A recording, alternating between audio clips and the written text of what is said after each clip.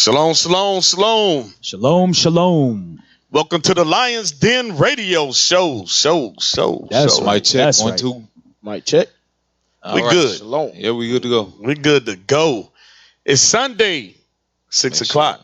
So that means you're tuned into the Lionz Den. Make sure we got everybody, I guess, in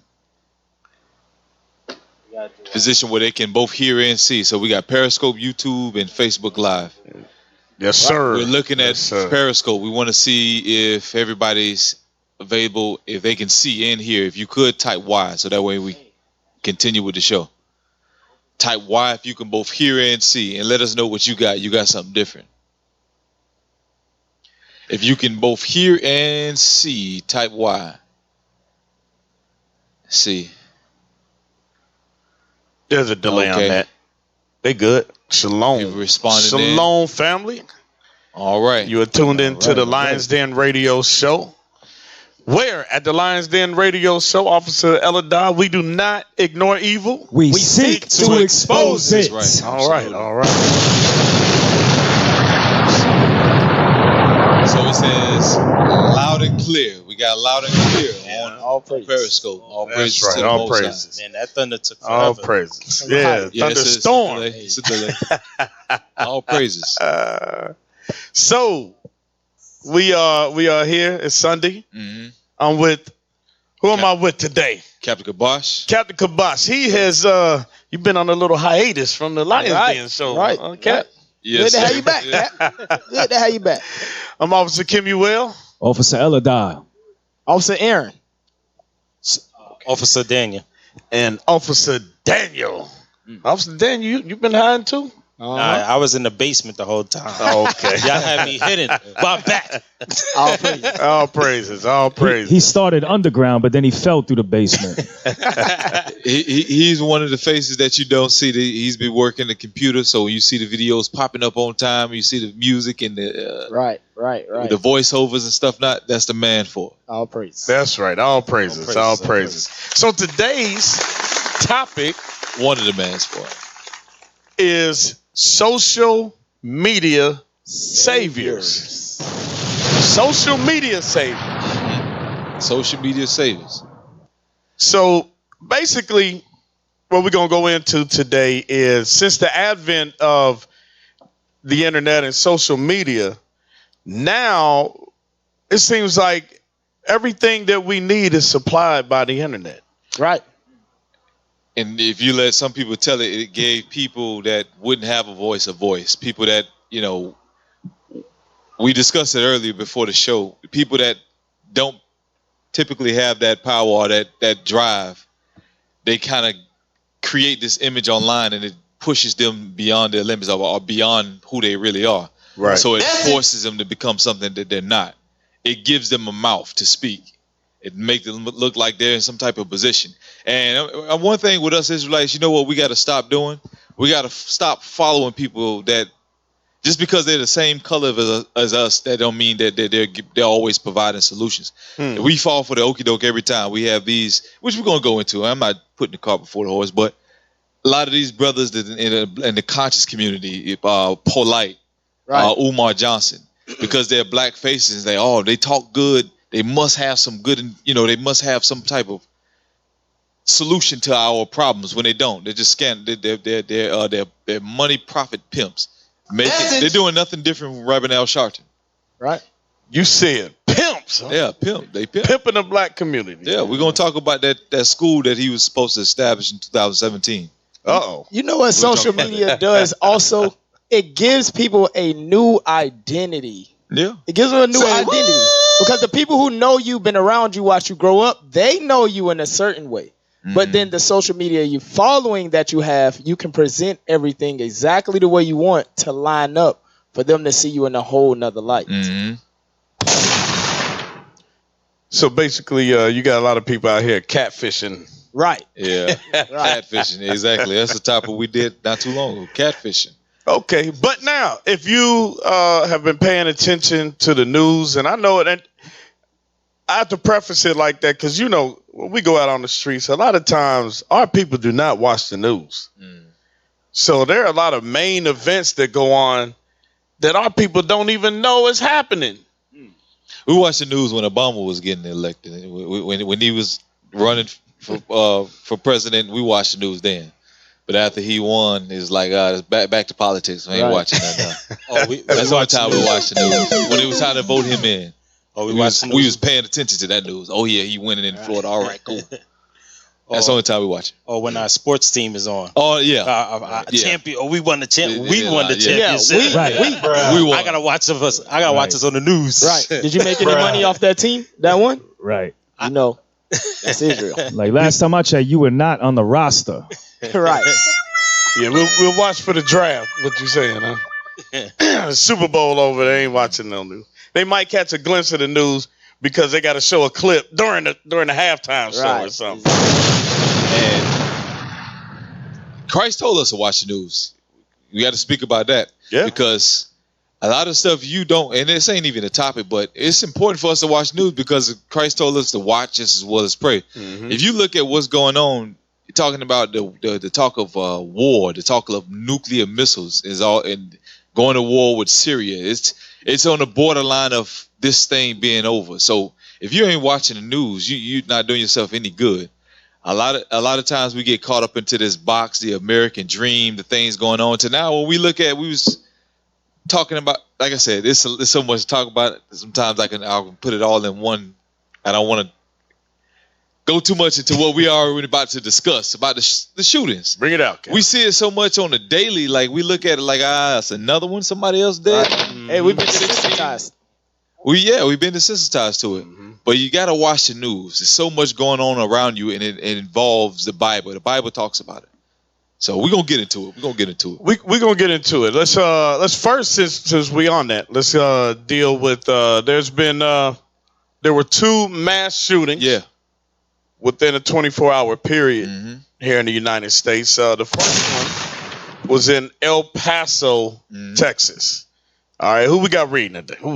I'll read the article. You got the article? All right. Yes, sir.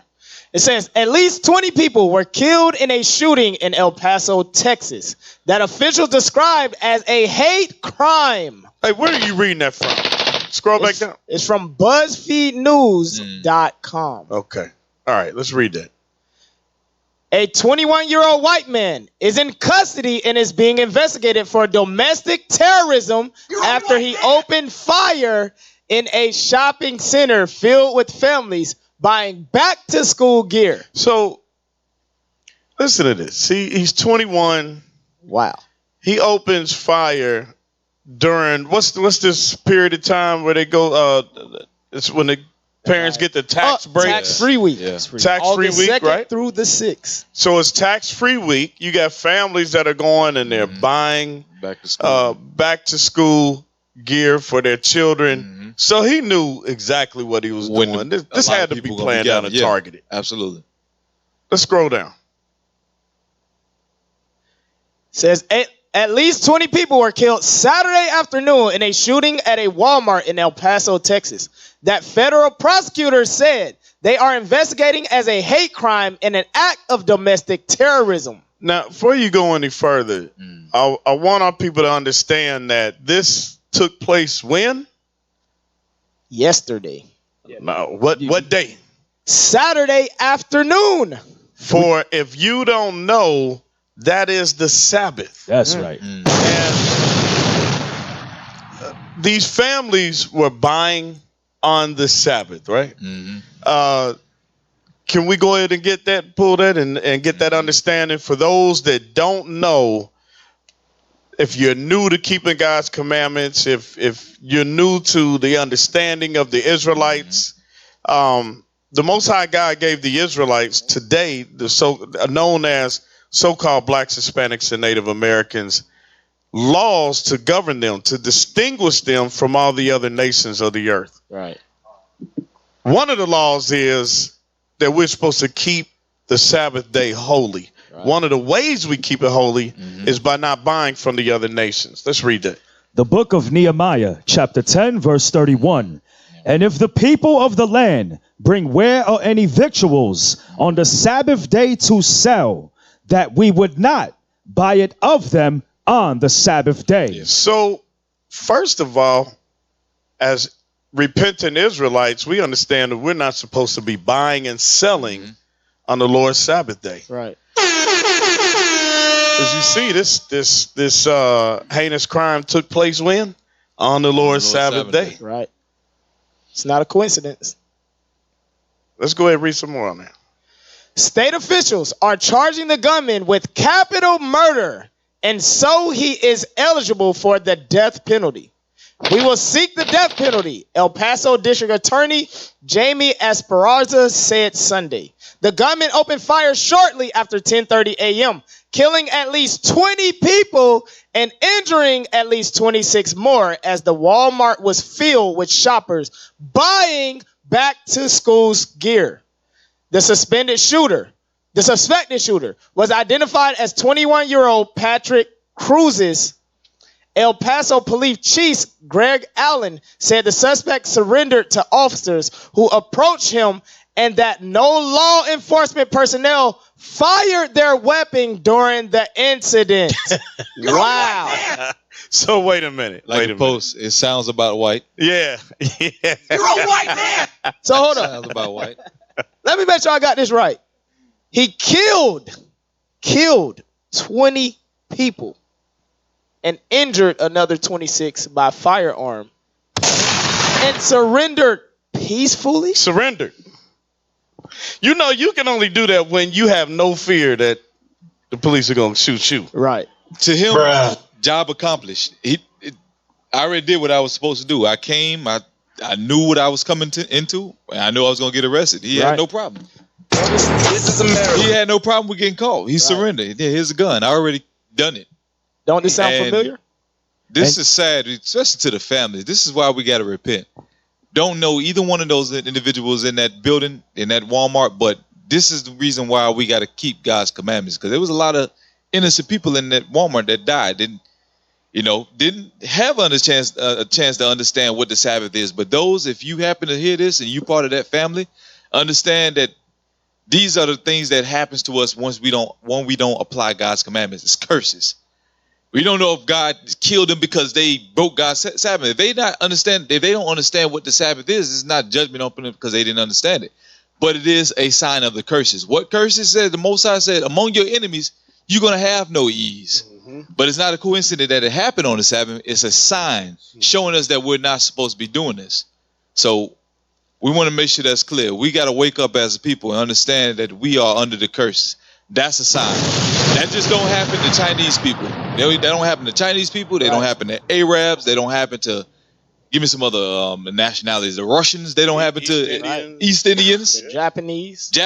They don't happen to them. They happen to blacks and Hispanics. And, in El Paso, probably a large percentage of the people in El Paso is probably Issachar, Northern Kingdom. Right. If you look at the other article, he was talking about immigrants or something like that. So he knew exactly where he was going. Right. To him, it was mission accomplished. It says, El Paso Police Chief Greg Allen said that the officials believed a manifesto posted online that was filled with anti-immigrant and white supremacist rhetoric and praise for the Christchurch shooter came from the gunman. And if you don't remember, just a few months ago, he's making reference to the white supremacists that went into the mosque, right? The Muslim mosque, and videotaped, or Facebook Live, right? Him going in and just destroying the church and the mosque and the members of the mosque. That's what that's making reference to. Go ahead. From the manifesto that we first saw, we have to attribute the manifesto directly to him. Based on that information in that manifesto, that's where that came from. And so we're going down that road. It's beginning to look more solidly like that's the case, Allen said.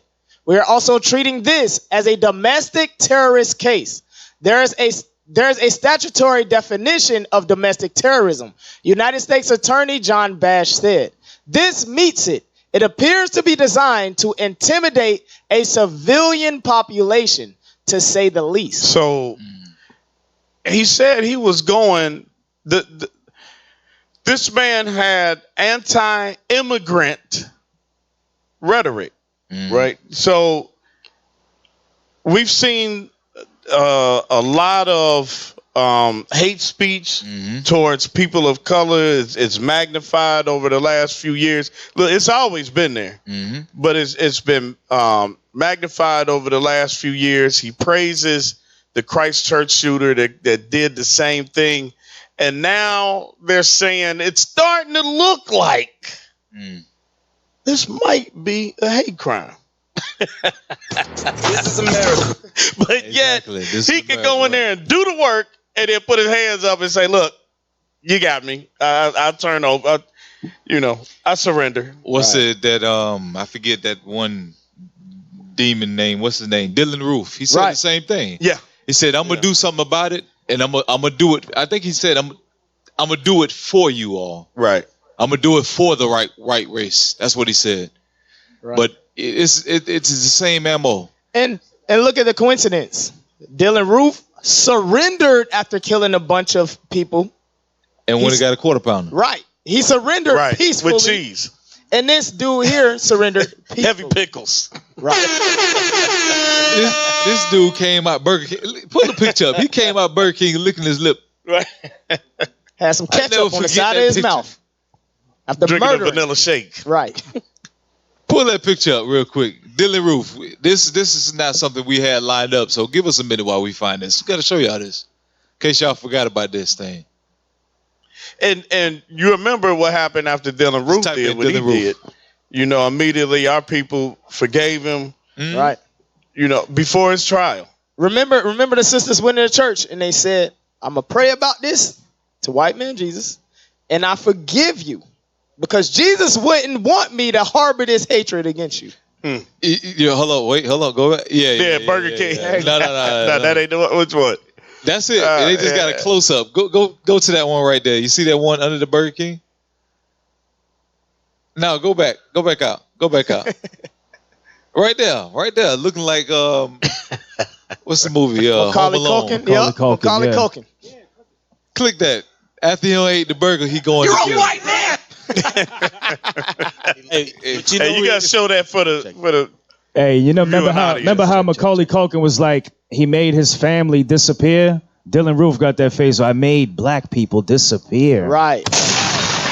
Hey, but you know what's so funny about this? When you read that that article we were going through, he called him a domestic terrorist, right? Mm-hmm. And when America goes after terrorism, they try to take it down. But they're not going after this like they do other nations or even our people, right?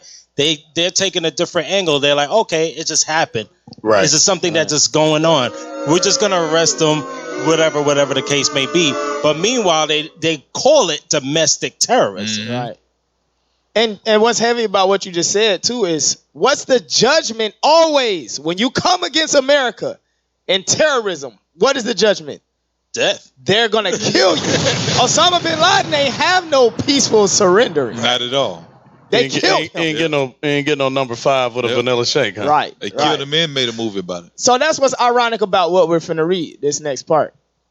It says, we're also treating this as a domestic terrorist case. There's a statutory definition of domestic terrorism. United States Attorney John Bash said, this meets it and it appears to be designed to intimidate a civilian population, to say the least. We're treating it as a domestic terrorism case, and we're going to do what we do to terrorists in this country, which is deliver swift and certain justice. As officials scrambled to understand the extent of the shooting, social media became filled with false rumors and inaccurate information. Platforms are removing content from their sites in response to the hoaxes and misinformation. The thing is that it's just a bunch of talk, right? Because let's look at some of the terrorists, domestic terrorists, right? You could go back to Oklahoma and was that Timothy McVeigh, right? Right. You go to the Columbine shootings, right? The one up in Connecticut where they shot up the young man was the son of the school teacher, right? Did that school shooting. You got Parkland just recently happened. You know, I mean, there's such a long list. What did they do? And wait a minute, there's another one in Colorado. Remember the movie theater? Yeah. The movie theater, right? You'll say Sandy Hook? Sandy Hook. That's the one I was trying to remember. And wait a minute. What did all of them look like? You're a white man. They all look like the same one that did the shooting here. Hey, also, don't forget about a couple years ago here in Orlando. Remember it was the Post nightclub. It was Latin night. On Latin night, yes. Yeah, so who would you think might be in there on Latin night? The Vegas shooting, yeah. Yeah, and each incident, who was it? These domestic terrorists that they're talking about, right? It's starting to look like terrorism. It's starting to look like terrorism. I don't know if it's quite there yet. Not yet. Say what? So that's just going off the top of my mind that I can remember that many that have occurred recently. So anyway, we finished that. It says we are proactively removing content that violates our policies and will be engaged with law enforcement as appropriate. A spokesperson from Twitter told BuzzFeed News. Read the next part. And a spokesperson from Facebook said the content praises, supports, or represents the shooting. All right. Welcome to the Lionz Den Show, caller. What's your name? What's your question or comment?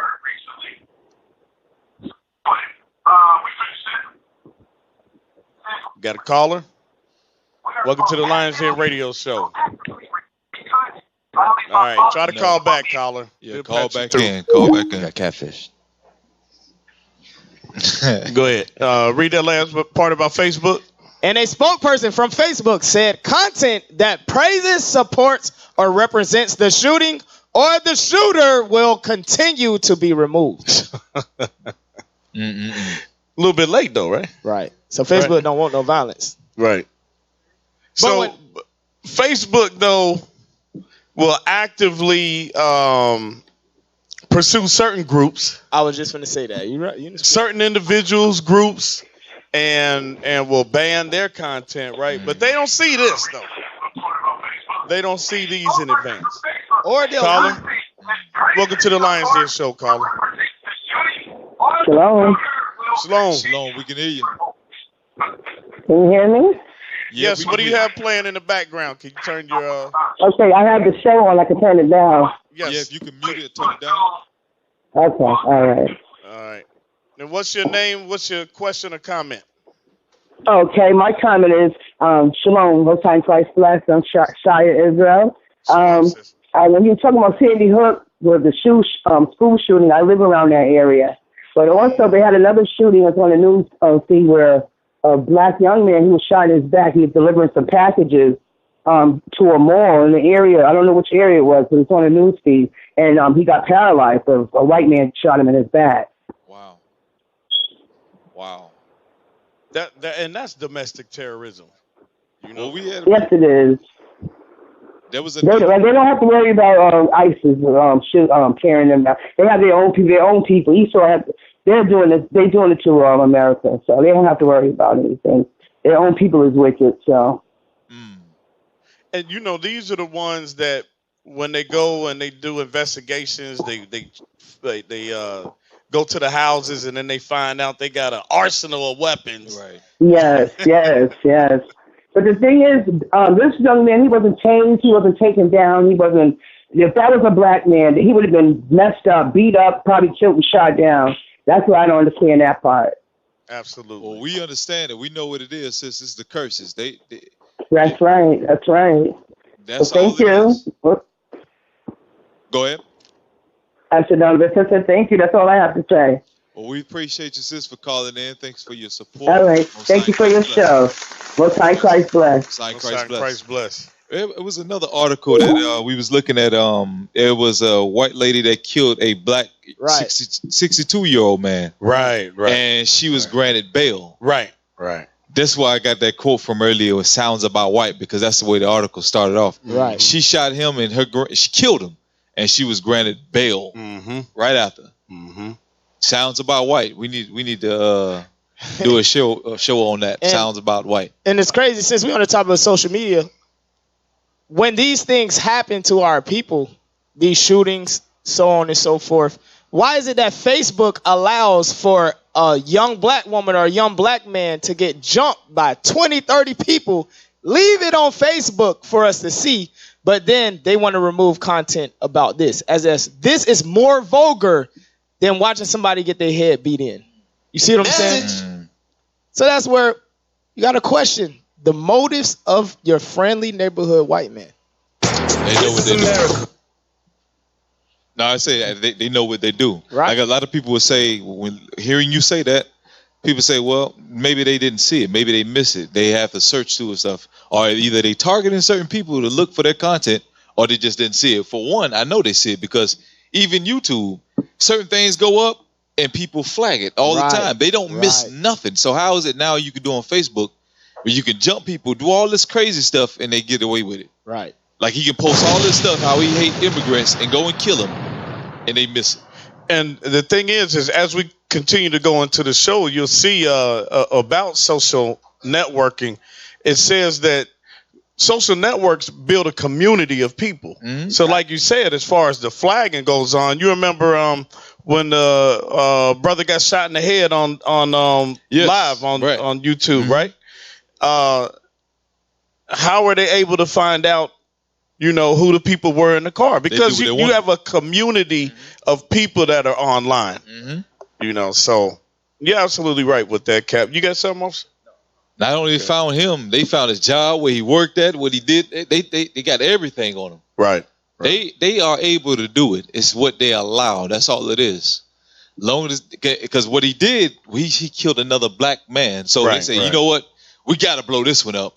They are a terrorist to themselves, but when they are terrorists to us, it's like he had some trouble in his childhood. He had a trouble past, and he's on medicine. Because they tried to, with the Sandy Hook, saying that he was crazy. Right. You know, he had a blackout moment. But they always try to paint them like they crazy. These folks know what they're doing. They post about it, and then they go do it. Just wait for a few days. This dude, we'll see what's wrong with this guy. This guy, Sandy Hook, he bought tactical belts and everything. He bought all the gear. He had everything he needed. You know what's interesting too, Cap, is that the scriptures say we'll be two manner of people, right? So they can be in their rooms, you know, with all of this kind of weaponry and building bombs and all of that. And the mother, hey, what are you doing in there? Shut up, Mom. Yeah. Told you not to come in here. But you can't do that in the black house. No. You cannot do that. You know, because you know your daddy or mama been and tore the door down. Right. You wouldn't have no doors, right? Yeah, took the door off. Right off the hinges. Off the hinges. Hey, can we get a scripture real quick? Habakkuk 2:4. Because, you know, although all of this is happening, you know, we don't want our people to be in a constant state of shock. Right. Like you was going into. This is the curses for the Israelites. But the scriptures say that, you know, although they plead insanity, they've always been insane. Right? Read that. Habakkuk 2 and verse 4. The book of Habakkuk, chapter 2, verse 4.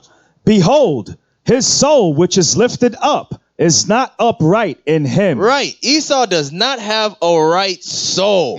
From birth they came out crazy. From birth they came out crazy, looking like a red hot chili pepper. You're a white man. Right. Right? The Lord said that they came out crazy. Their soul, the very essence of them, is not right. They all plead insanity because they are insane.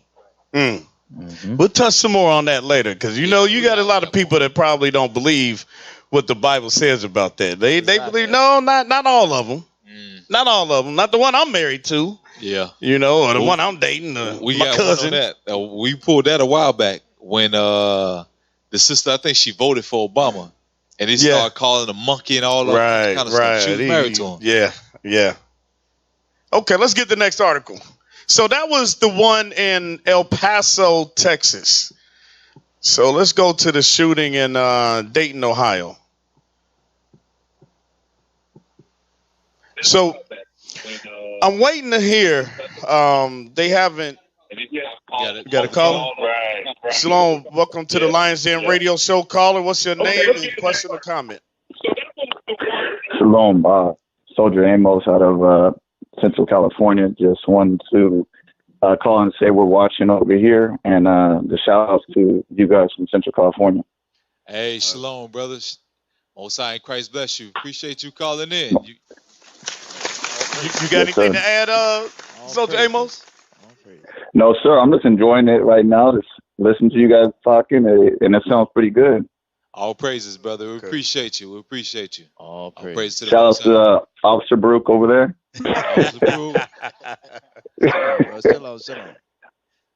Yes, sir. All right. Well, shalom. All right, shalom, family. Somebody put on there, yeah, he has 12 personalities. That's what they say about it. when they kill somebody. He got 12 personalities. Right. That's where the movie Split came from. Exactly. Yeah, Wasn't the same dude? Hey, scroll up just a little bit. 9 killed in Dayton, Ohio, in second U.S. mass shooting in 24 hours. Scroll down for me, please. What we know about the Dayton shooting: 9 people were killed and 27 others were injured early Sunday. The gunman was also killed. The suspect was identified as 24-year-old Connor Betts of Bellbrook, Ohio. Betts did not have a record with police. Betts used an assault-style rifle, a .223 caliber weapon with high-capacity magazines, and wore body armor during the shooting. So, if you price like body armor, that's not something that the average Negro can afford. Hundreds.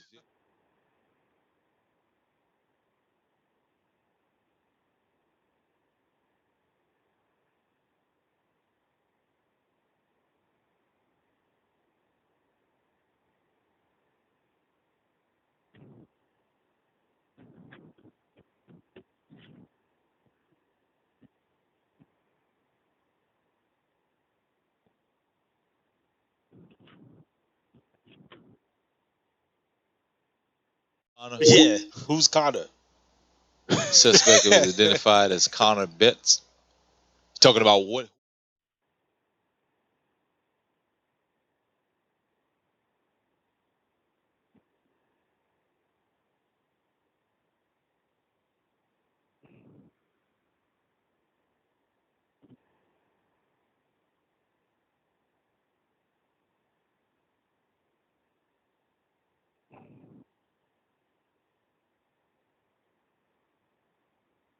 Ned Pepper's Bar in Oregon District of Dayton. Law enforcement officials confirmed the suspect's sister, Megan Betts, 22, was among the 9 victims. Yeah, read on. A gunman wearing body armor opened fire in a popular nightlife district in Ohio, killing 9 and injuring 27 others before he was killed by police, authorities said.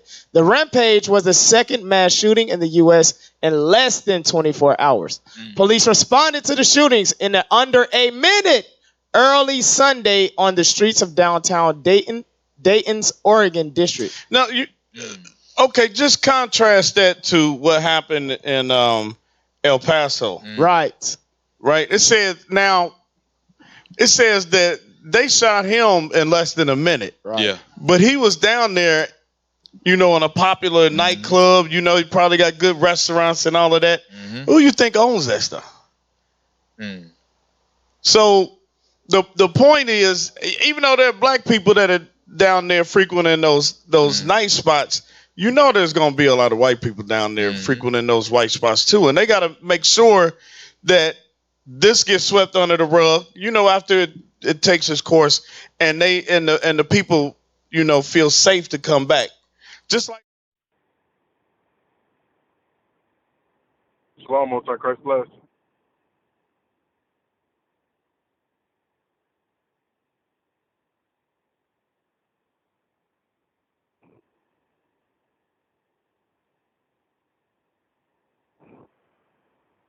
Shalom, Most High Christ bless.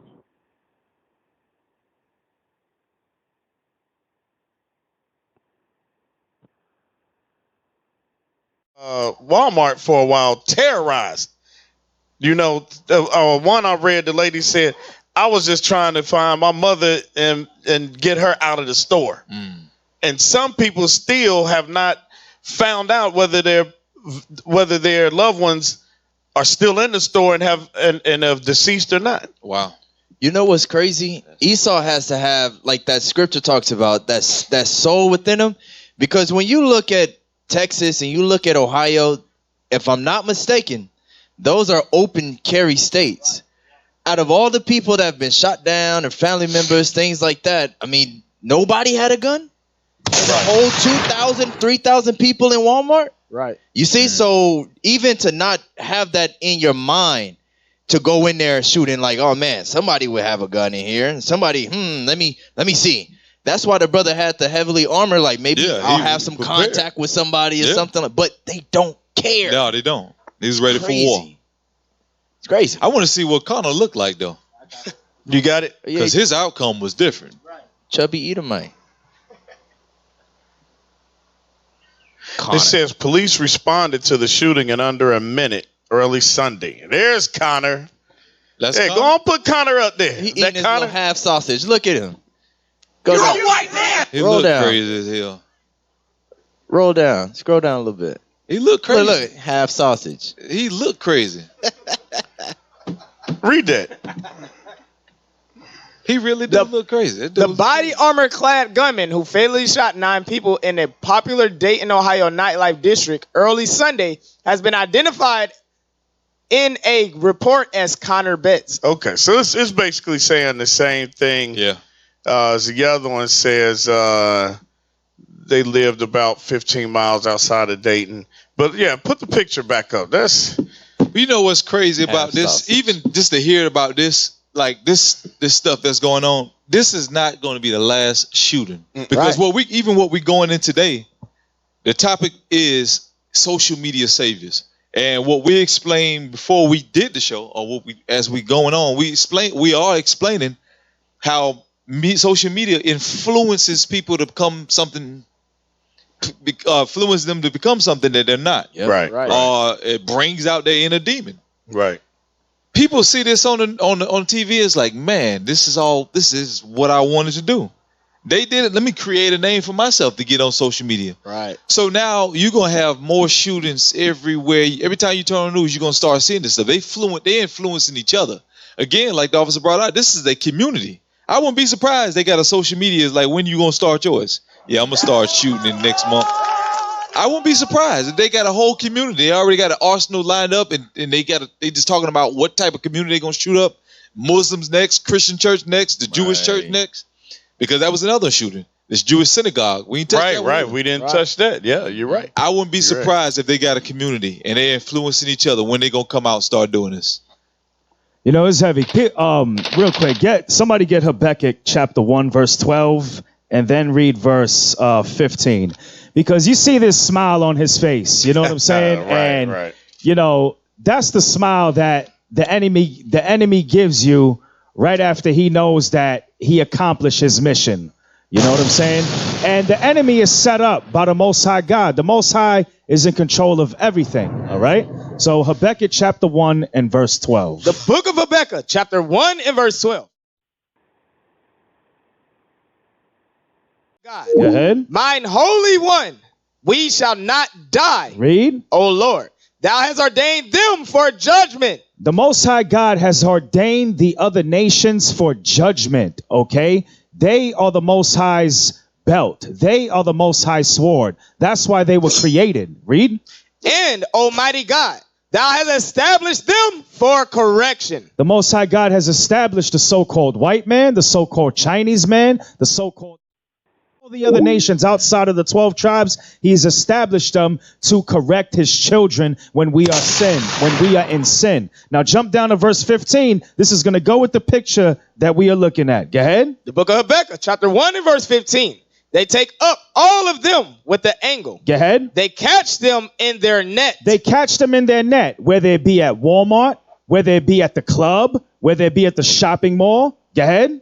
and gather them in their drag. They gather them in their drag, their set up trap where they put on the body armor. You can't say that they're crazy or insane. Right. No, they had conscious enough to put on body armor just in case they may get shot back at or get hurt. So go ahead. Therefore, they rejoice and are glad. They rejoice and they are glad. That's why he has that smile on his face. Going all the way back to Genesis 27, how Esau proposing, it thrills him to kill Jacob, to kill the Israelites. Right. You know what's heavy too is as you look at that picture, where he's sitting in his shirt and tie. Don't look like he got no body armor on, right? No. So then that had to be a premeditated act. That's not like that's his natural gear. Right. Eating half sausage. Crazy, man. All right, is that it on that? Now we're going into the topic, huh? Yeah. These are some of the current events, headlines, right? Yeah. Some of the stuff that's going on in the world. So let's speeding up. The time is speeding up. The time is speeding up. Oh, that's it. Yeah, we did want to read this one because that does go with this story, but it was something in here I wanted to get out of that.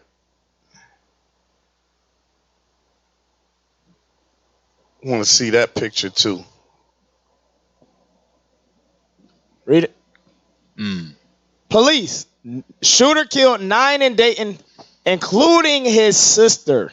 Scroll down. Scroll down. Let's see that. Let's look at that picture for a minute. Blow up that picture a little bit.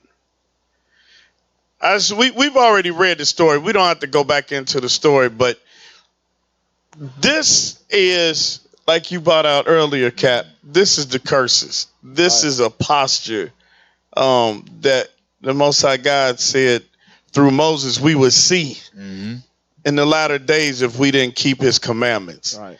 I wanna get Deuteronomy 28, 64 through 66.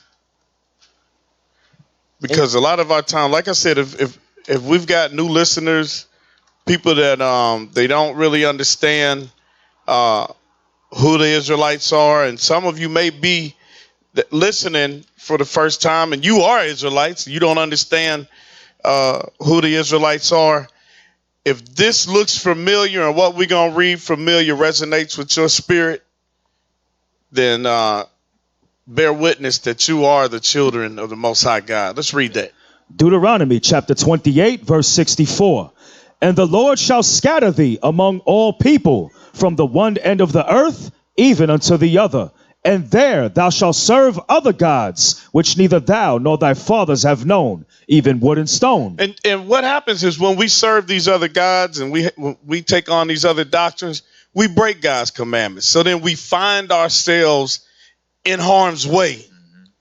You know, that's one of the worldly sayings, but we're put in a position where we're not under his protection.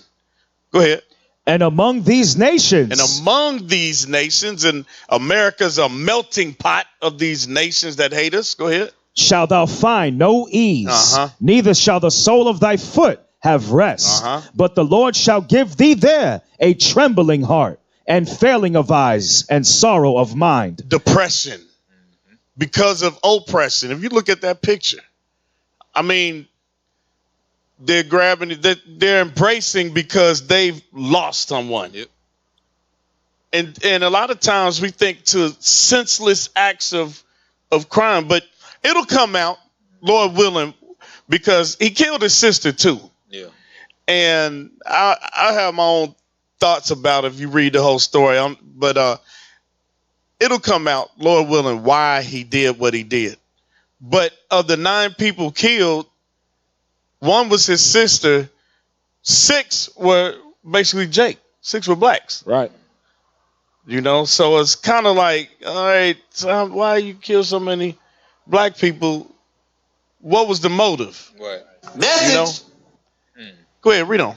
Deuteronomy 28, 66. And thy life shall hang in doubt before thee. Wait, read that part again. And thy life shall hang in doubt before thee. That's telling us that you cannot be comfortable around your enemies. And a lot of times our people don't understand that these other nations are our enemies. Read on. And thou shalt fear day and night, and shall have none assurance of thy life. And this picture is one of those examples of how we have no assurance of our lives. I want to read something real quick. Just add to what you're saying. Just finding no ease. I just want to read the state of the world anyway. Just dealing with death. Period.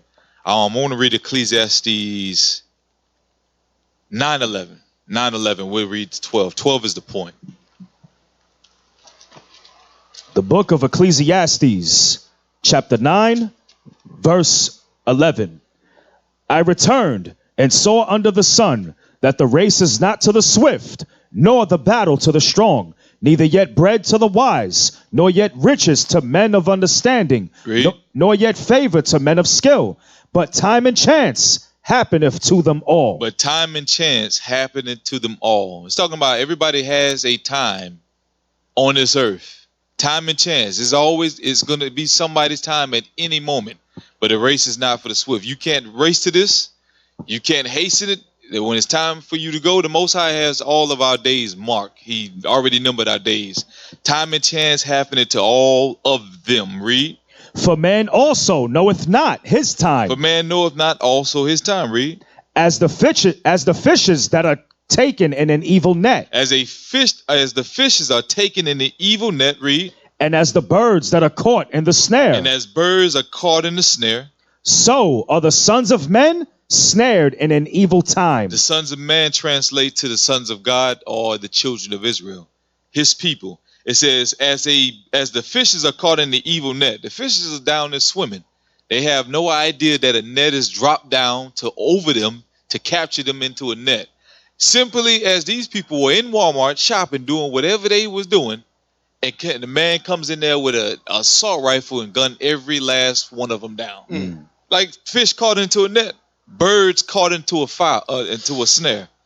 The Most High said, we living in times like this where your life is on, you have no assurance for your life. So it says, and when it falleth suddenly upon them, as it happened to those individuals that died. So if this is the case upon earth, where should we be? Where should we stand with the Most High? Give me Psalms 91 verse 1. This is what it really boils down to. The book Psalms 91 in verse 1. The book of Psalm, chapter 91, verse 1. He that dwelleth in the secret place of the Most High. He that dwelleth in the secret place of the Most High. It's not talking about you physically being somewhere, but dwelling there meaning mentally. Your meditations is in there. His secret place, talking about his scriptures. Read. Shall abide under the shadow of the Almighty. You abiding in the Most High's words, you're going to abide under the shadow of the Almighty. Shadow is protection, is going into it. The shadow of protection of light or the sun is giving you the sense of comfort. The shadow of the Almighty, his protection. Read. I will say of the Lord, he is my refuge. And it's using it in another way. I will say unto the Lord, he is my refuge, my fortress. Read. Oh, about to read on. My God, in him will I trust. And I will say unto the Lord, he is my refuge and my fortress. My God, in him will I trust. Not the system, not America. Because you see how they don't care about us. They say these folks are just, we think that it's an act of terrorism. We think that it's an act of hatred. No, it's hatred. They're killing you. But this is the same system we put our trust in. And this is what they say about the people that are gunning us down. They don't care. So we have to put our trust back into the Most High. Not in money, not in men, but the Most High God. We got to come back to this word. It says, and in him will I trust. Read. Surely he shall deliver thee from the snare of the fowler. And surely the Most High will deliver you from the snare of the fowler. Read. And from the noisome pestilence. He shall cover thee with his feathers, and under his wings shalt thou trust. And under his wings shalt thou trust. Read. His truth. His what? His truth. His truth. The truth about him. The truth of this Bible. Read. Shall be thy shield and buckler. He's going to be your shield and your buckler. It's going to be your protection. Because in here, like we just went over earlier, the Sabbath day keeps you from out of the store. Right. You'll be hearing about the situation more so than being in the situation if we kept the Sabbath. Message. Again, now, we don't know none of these brothers or sisters that got shot, talking about our people that died in that situation, if they knew about the Sabbath or not. But what we're saying is, the situation could have been prevented for certain individuals if this was applied. this right here was applied, because we read Nehemiah 10:31. It says, when they bring anywhere of victuals, that we were not to buy of them on the Sabbath day. Right. That would have kept us out of the store. So It is heavy. Like you had said, Captain, the Most High will cover us with his feathers, but when we choose to go shopping on the Sabbath, now we're making the choice to get covered by the feathers of an eagle. Trust in America. Okay, that was heavy. Anyway. All right, so let's take a quick commercial break, and then we're going to get into the content of the show. We're going to get right into it. Social media saviors.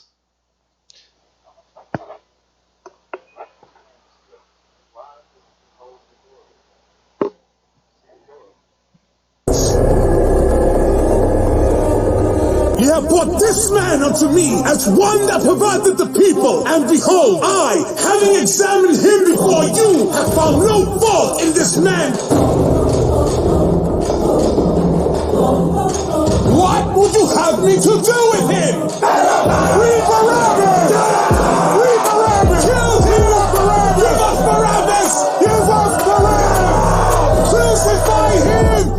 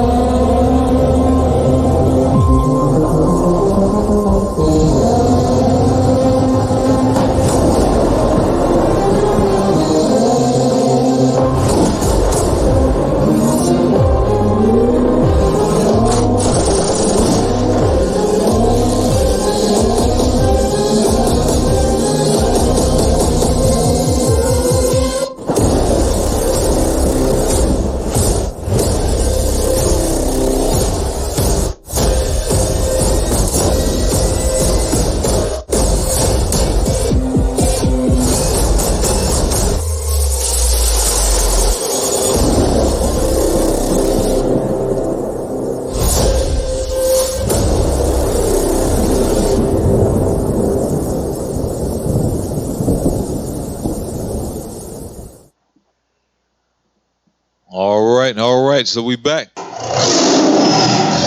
So what you just seen, because I know some people are just listening to it while they're driving or whatnot, so they can't see it visually. So what we played was a commercial of what we have. Forget the name of it already. The video, the watch and read video of it, the name of it, the actual name of it. It was pretty much going into what happened to our Lord and Savior Christ. The stone, right? The stone the builders rejected. So real nice clip. You can go to YouTube and watch it. That's one of our watch and read short clips. And the next one after that was the 365. Something we do here in IUIC when we go out 365 days. We go out and we hit the streets. Like we had here in Orlando one time, we went to a meeting where we met with pastors. It pastors outside of the pulpit, which they never done. But we are real pastors outside of the pulpit. We don't stay in the church, and we don't stay in one building and we talk to people. We go out to the street. We actually go to the people that are sick. It makes no sense to talk to the same people every Sunday. I'm talking about these people. Talk to the same people every Sunday, and they already know the message. Supposedly, they already know what to do. Supposedly, why you keep talking to them? The people that are sick are outside the church. You should be bringing them in, right? Doing what Christ said. Go to the highways and the byways. But again, that's off the topic. Well, not quite, Cap, because you also have some people that stay on the computer keyboard. Oh, social media. Right? And they wake up and they see the same surroundings every morning. Social media you're absolutely right. But they got a message too, right? But they ain't out on the highways and hedges. They on the internet. They on the internet. So perfect segue into the show. So hey, pull up that clip.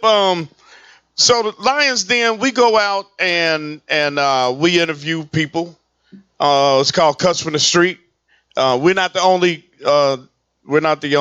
show that does this. Mm-hmm. You got Patient Saints. Yeah, you got a few of our schools. We go out on the streets and we deal with our people, just like what you were saying, as Christ commanded us to do.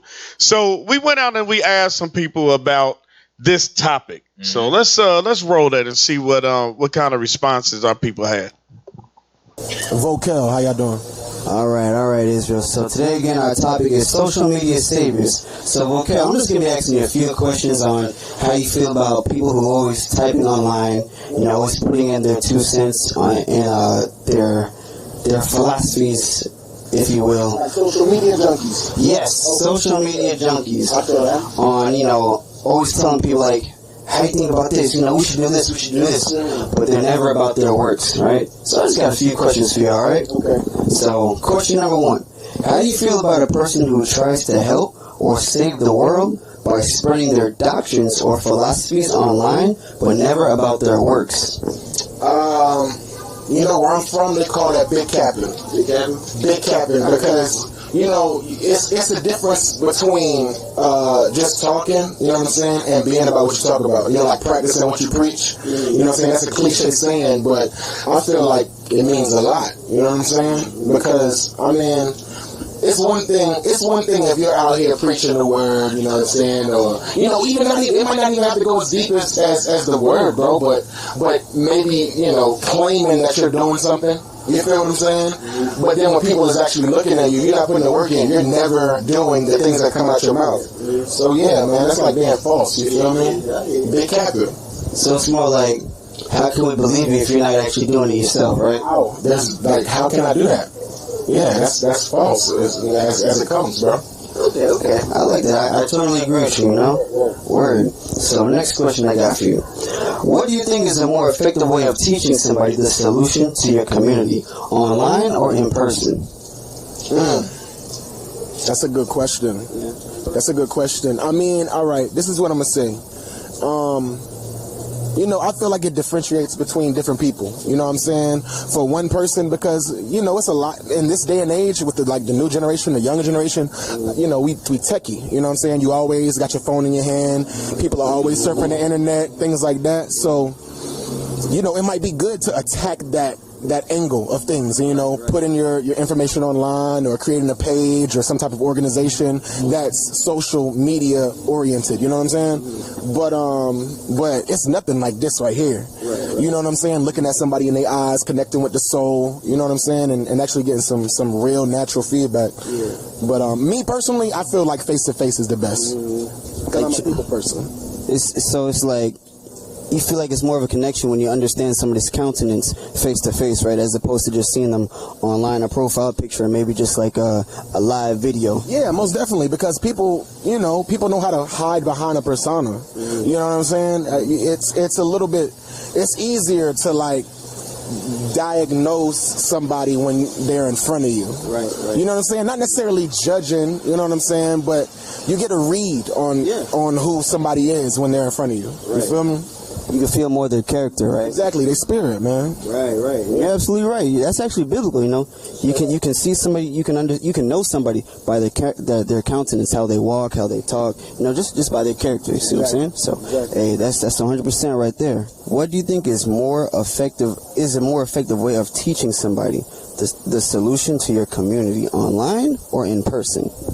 I think in person got a way better effect than online. Like person to person type of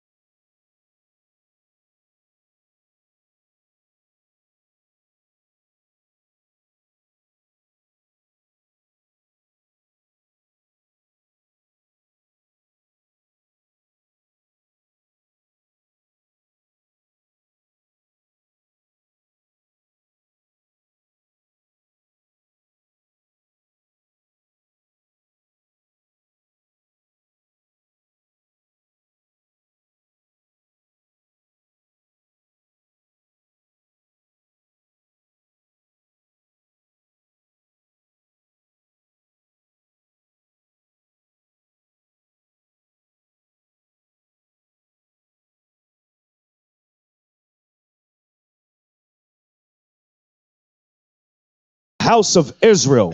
And that goes into, there are some people have some doctrines that say, well, you got to learn the Hebrew. But he said that wherever his people are scattered, he gonna hear their voice. Mm-hmm. Right? So he's going to raise up prophets among his people wherever they scattered. Read on. Not too many people of a strange speech and of a hard language, whose words thou canst not understand. Yeah. All right, shalom, caller. Welcome to the Lion's Den. What's your name or comment? Shalom, shalom. Wagwan Lions and Alliance in this. Alliance in this. Yeah, Lion's Den. All You right. busy, My right? question and comment is, why the sound keep on a drop off? When it's a live audition or what? I want to sign up right now. Fire them two you there over there, so. Your name wouldn't happen to be Yahaziel. I don't know who named so, Big up on yourself. Keep up the good work. Shalom. Hey, Shalom. All praises. All right. Let's see after the video is over. Can you see and hear us clearly? I think they said the sound is good now. Who's monitoring the sound? Where's the sound man? Oh, sound is bad. Still, No sound. Where is our sound guy? No sound on Periscope. Scroll down. That's on the Periscope computer. we're looking at, correct? Scroll down on the pack. Okay. Here You still got sound on Periscope. Yeah. You might have to refresh your computer. We got sound on this side, What you got, soldier? You got sound over there? but that's two people. He though. said sound is good. Yeah, we got sound. All right. Refresh your browser. All right, let's go back. The book of Ezekiel, chapter 3, verse 6. Not to many people of a strange speech and of a hard language, whose words thou canst not understand. Surely, had I sent thee to them, they would have hearkened unto thee. Mm-hmm. But the house of Israel will not hearken unto thee, for they will not hearken unto me. For all the house of Israel are impudent and hard-hearted. Behold, I have made thy face strong against their faces. So wait a minute. So that means we'll be face to face with. Right. Right. Face to face. You can't be face to face with a computer screen. He didn't say, I made my keyboard harder than yours. No. Right. Nah. My monitor is hard against your monitor. That's not what that says. It says face. Read that again. Behold, I have made thy face strong against their faces, and thy forehead strong against their foreheads. So that's contention face to face. You out in the heat of the battle. Right. Mm-hmm. Go ahead. As an adamant harder than flint have I made thy forehead. Fear them not, neither be dismayed at their looks. Neither what? Be dismayed at their looks. How you gonna be dismayed at the looks of somebody that you can't really see? Message. Go ahead and finish that. Though they be a rebellious house. So we were always commanded. There's many more scriptures on that, to go out to the streets and to raise up the 12 tribes of Israel. So as we go further into this topic of social media saviors, you're going to see that since the introduction of the internet, and since social media has started to grow and multiply, a lot of people are turning to social media to get answers. Right. You know, I'm starting to see a lot of it now, like especially you ever notice this? It's like a group of artists, like especially it's T.I. You even had Trick Daddy giving marriage advice on YouTube, and they going live on YouTube. I don't know if it's YouTube or whatever. And they're supposed to be something stupid. Lil Boosie gets mad at his friend or something, and he posts a whole video about it. And he got a whole bunch of people watching it, millions to thousands of people watching Lil Boosie get mad and cuss at somebody. Wow. And some of the artists that get up there, Cardi B, just go up there and post a live, and people just watch it, just comment all day. It just give them a platform just to be who they are. I'm gonna just leave it like that. Live just streaming. to be who they are. Right. Yeah. This is the live stream. It's just you seeing a lot more of it. Social media is going to be the downfall of a lot of people. Right. And you're seeing it more now than ever. But what we're getting at today is, if the internet shut down, will these people have that same, like brother say, you have that same energy? Bring it out. When it's shut down. Right. Will you be that same person that you portraying on the internet when that internet goes out? Hey, I like what the brother said in the interview as well. He said that it's intimate. You can actually diagnose the person. So I think about even a doctor. Right. Very rarely, only in emergency situations will a doctor diagnose you over the phone. The doctor want to physically see you so he can examine you, then make the correct diagnosis. He doesn't do it from afar. Why do we choose a president then who we see on the TV and like, yeah, he's the one. He's black. He knows what we talk. We knows what we're going through, and we see him on TV. But then when because you hear it afterwards, after he's voted, new president comes in, like Obama ain't never come to the hood. He don't know what we dealing with. Right. But why you see him on TV and vote for him? And guess what? I'm guilty of it. I voted for him because he was black. I know what y'all did. I did it. My president is black. That's all we did. We voted for him because of the skin of his color. That's it. But we got to look at the reality of it. Right. We don't know these people. Like the brother said, you got to look at, in order for you to diagnose somebody, you got to see them. Right. You got to see them. Cap, you used to be listening to that Young Jeezy, huh? I used to listen to the Young Jeezy. That garbage. I used to listen to all that mess. My president is black. President is black. Yeah.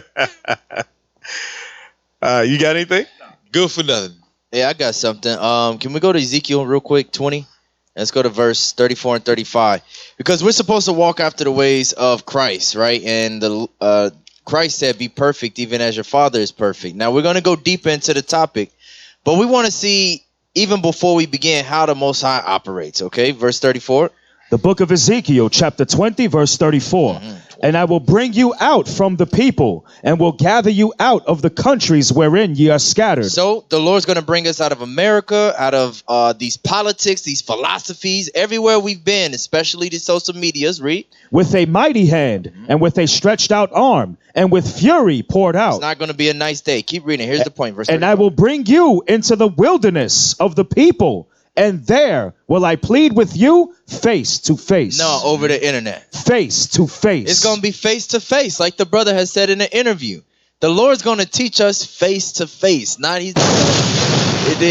going to have to log in and get the Wi-Fi code and everything. Ain't dual call. Right, ain't going to be none of that. Google Hangouts, none of that. Right? Face to face, man. Come on. Hey, you know what's so heavy about that, officer, is how can anybody truly build up the trust of the faith to follow somebody to war or in anything if they don't know them, if they've never experienced, if they've ever dealt with them?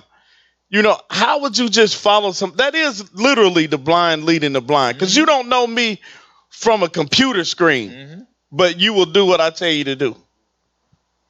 That's what Christ said. That's when people fall into that category. Christ said it himself. We trying to gather grapes with thorns attached to it. It's the same thing that happened with Nature Boy. A lot of them people that went over that thought he was, because he was building up this whole image like he living on his own, living off the land, all natural.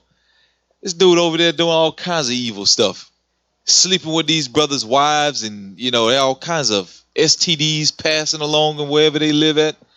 It's all kinds of stuff. There's reckless stuff going on. People are exposing them now because they've been over there. Right. People that exposing have been over there, seen who he is, and now they regret it. But the people that are looking at him or once looked at him is like, man, he got everything. This is the way we should be living. But again, that's the internet persona. It's not really what it is. And that's what we're talking about, and social media. That's what it goes into. Sirach 12 and 8, it says a friend cannot be known in prosperity. They only want to show themselves with the chains and, having a good message and being out there, being well known. But you can't know a friend in prosperity. You have to go through adversity in order to know what a real friend is. And you're not able to prove that person without that adversity. Yep. So let's get the definition of social media. Let's pull up that definition and let's read that, because that's going to go back into when you were talking about videos being flagged. Yeah. Right? Yeah. Okay, let's read this. It says social media, forms of electronic communication such as websites for social networking and microblogging, through which users create online communities. Online what? Communities. So you have online communities. You have people that share your same likes and dislikes, right? Go ahead. To share information, ideas, personal messages, and other content, such as videos. So even the very definition of social media goes to back up what you were saying. There's no way that nobody knew what was going to happen before it went down. So let's go. Let's get to the next. Now, let's bring up that next picture. I want everybody to meditate on this picture for a minute. This is what the internet, the social media, smartphones has created in our households. Right. Hey, not just in the households, because I remember in college, catching the bus to college. Every single person on the bus is like this. Head down. Nobody's paying attention to nothing. If somebody the gunman came on the bus, he could have got everybody, and nobody would have never blinked and even saw it. Nobody would have ever seen it because everybody's head is down. People walk across the street today with their heads down, phones in their hand. This is what social media has done. Hey, that's true. That's true. I got a cousin, right? I got a cousin, all right? He moved to Inglewood, California. First time he was from Wichita, Kansas, right? And he didn't know the custom of LA. Wait. Hold on. Yeah. There's black people in Wichita, Kansas. Oh, yeah. We're not in Kansas anymore. Yeah. So I told him, I said, man, it's not Kansas anymore, right? So he's a security guard, full-time security guard with the badge, the jacket, and everything. He's on his phone the whole time. He comes home, slamming stuff, turn the lights on. I'm like, man, what's wrong with you? He said, man, I got robbed. I was how you get robbed and you a security guard? But he was looking at his phone the whole time. He wasn't paying attention to his environment. Wow. He didn't have no quarters to call the real cops or nothing. You know what I'm saying? I'm like, bro, this is terrible, man. You got to pay attention. Pay attention. Okay? I'm trying to find a video. I couldn't find it. So your cousin Day got robbed. Oh, man.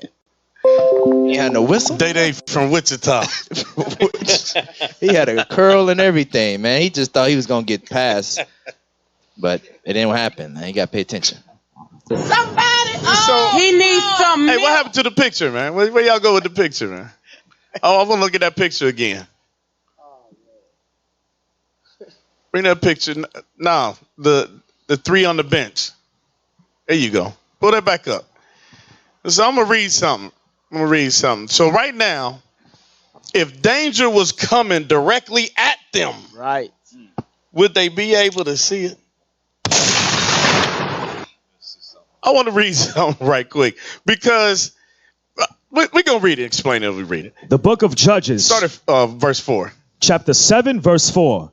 And the Lord said unto Gideon, the people are yet too many. Bring them down unto the water, and I will try them for thee there. And it shall be that of whom I say unto thee, this shall go with thee, the same shall go with thee. And of whomsoever I say unto thee, this shall not go with thee, the same shall not go. So he brought down the people unto the water. And the Lord said unto Gideon, every one that lappeth of the water with his tongue as a dog lappeth, him shalt thou set by himself. Likewise, every one that boweth down upon his knees to drink. And the number of them that lapped, putting their hand to their mouth, were 300 men. But all the rest of the people bowed down upon their knees to drink. So if you bow down on your knees and put your face down to the water to drink, you can't see what danger is coming. So you're texting at that point. So look at the picture. Look at the picture. So when you walk around like that, you're not even aware of your own surroundings. And there have been stories, and I didn't pull any of these, but I remember years ago when I used to live in Atlanta, and I was working in Atlanta. There's a Highway 400. All right, and in the morning, traffic is real bad. And so anyway, you'll find people that are reading the paper, texting, all kind of stuff, right? Because sometimes it's slow and bumper to bumper. You know how people jump off into the side lane? Well, it's not really a lane, but if you get a flat tire, you pull over on the side. And anyway, so a woman was driving and putting on makeup and ran into the back of a parked RV. The RV had broken down. So you know what happened to her, right? She didn't make it through. So the point is that when you're distracted like that, you have no idea of the dangers that are around you. And so now we have these electronic devices that keep us distracted 24/7. Mm-hmm. Right. Message. And they're also used to shape how we think. Mm-hmm. You know, there's records that they keep about your buying habits. That's why you could click on a link. Yep. And then stuff that you're interested in starts popping up immediately. Yep. Right. Hey, officer, can I pull up a quick video? Go ahead. What you're saying? Yeah, go ahead. Pull that video up on the Telegram. Just play like 30 seconds of it. Just like how you saying, because you're walking around, you're in your own little world, right? You think that you think you're in your own reality almost, right? You're looking down, you're in a different world. Yeah. You don't have no clue Right. what the hell is going on. So I just want to play this, like just 30 seconds, just to show some of these people in their own world, in their own reality. Before you play it, you know what? We got to revisit that topic. We did it a while back. Android the people. We got to come back and do that. We got to do that again.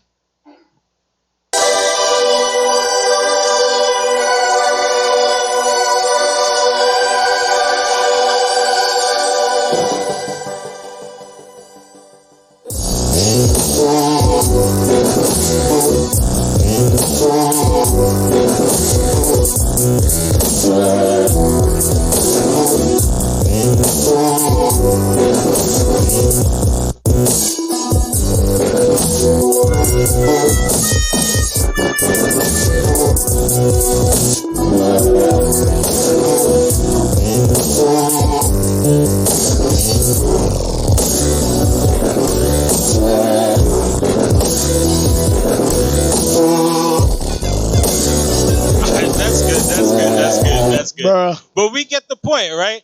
Because you're in your Bruh. you in your own mindset, you in your own world, you're consumed by what you're reading or watching on your phone, that your whole reality around you is completely misplaced. Disconnected. Yeah.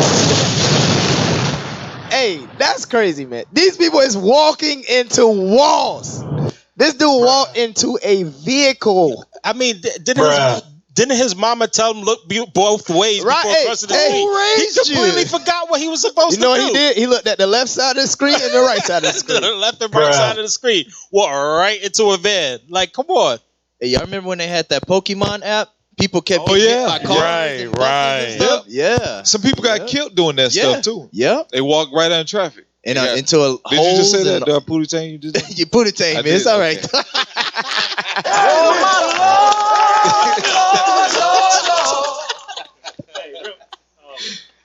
You had people walking out in the fields trying to find Pokemon and catch them in their phone, man. Right. Hey, get the curse on that real quick about this people falling into the wishing well. Okay. All right, get Deuteronomy 28:29. Bring it out. Those you don't know what Pootie Tang is, that's when somebody repeats a person right after they just said it. If you've seen the movie Pootie Tang. The book of Deuteronomy, chapter 28 and verse 29. And thou shalt grope at noonday. So thou shalt. You got a call? Shalom, caller. Welcome to the Lion's Den. What's your name and what's your question or comment? Shalom, family. Most High Christ bless it. Soldier Zacharias from Cincinnati camp. Checking Soldier in. Zacharias from Cincinnati Yes, camp. sir. Don't Yes, answer sir. his phone. What's going on, brother? I got a new number. I got to make sure y'all got that thing. All right, bro. I got a new number. But yeah, I just wanted to touch on that thing with these people, sitting on social media like that. We living in an age where it's a lot of people being abducted. Right, 1 minute they there and then they gone. And that, I believe it's because people so preoccupied on social media. And then also you got a lot of neglectful parents that do that in the household. A bunch of kids just being neglected and able to hurt themselves and just get into all kinds of mischief because you see that same thing going on in the house. And it's a doggone shame. That is a very heavy point and very true point, officer. that's very true that there's a scripture about a child left to his own. I want to get that. But yeah, it's being, we saw this before. I think Catnosi always talks about how art imitates life, right? Art imitates life. There was a movie back in the 90s, I believe it was called Cable Guy. Yeah. Right. With Jim Yes, sir. Carrey. You seen that? Yeah. And there's a scene where he's talking about how his mother left him for the TV to raise him, basically. And what you're saying is true because it's the same thing we're seeing repeated now with these devices. So that's a very heavy point. I remember there was a situation that happened down here in Florida. I think it was in Daytona. There was a brother that got into a lake and he couldn't even swim. I forget how he got into the lake, but he was in the lake, he couldn't swim. The brother was drowning.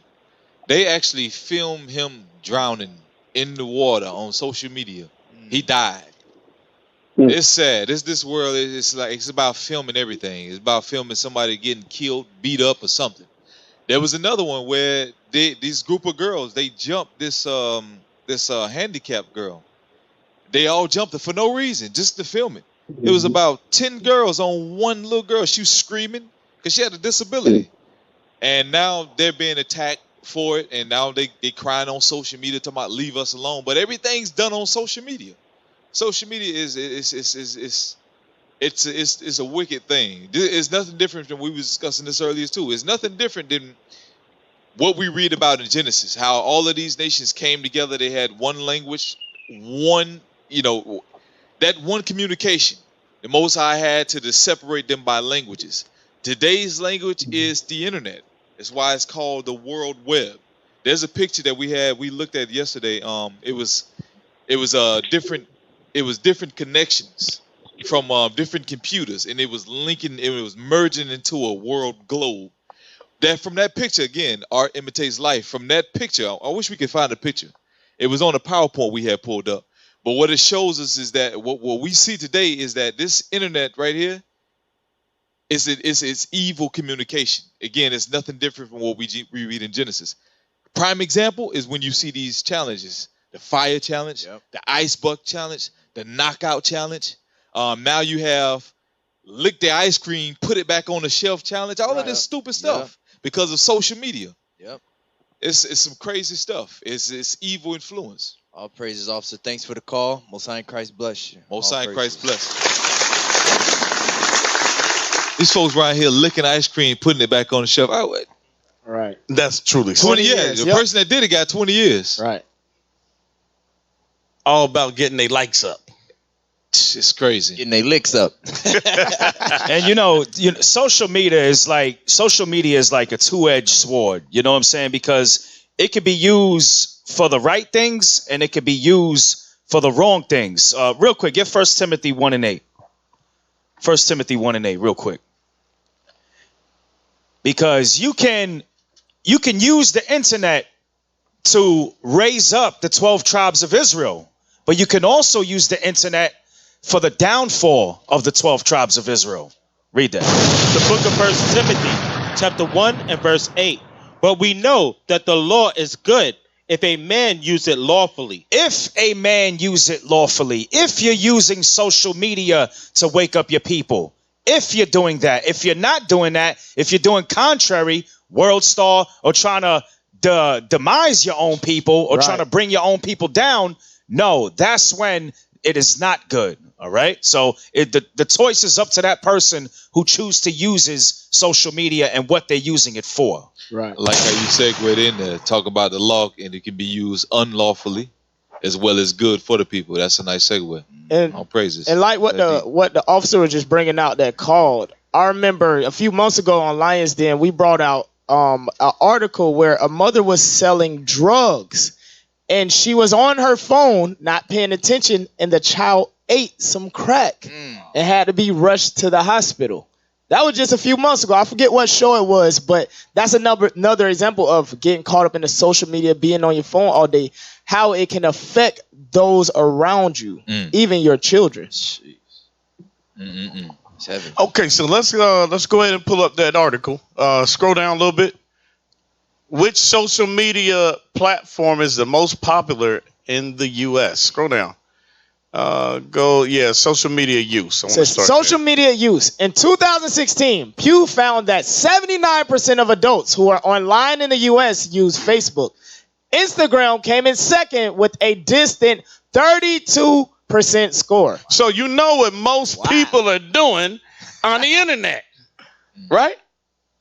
Go ahead. This year, Pew asked a different question instead of... You got a caller? Shalom, caller. Welcome to the Lionz Den. What's your name and what's your question or comment? I have a comment real quick. My name is Dwayne. I have a comment real quick. All right, Dwayne. Since you guys were talking about the social media and everything like that, from what I've seen, social media is also responsible for a lot of hate and discontent and fights because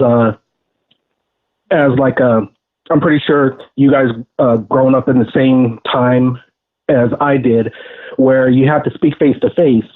And when you speak face to face, you have to have a certain amount of respect when you talk to someone face to face, or else you might get your butt whooped. Yep. Whereas you don't have to have that respect on social media.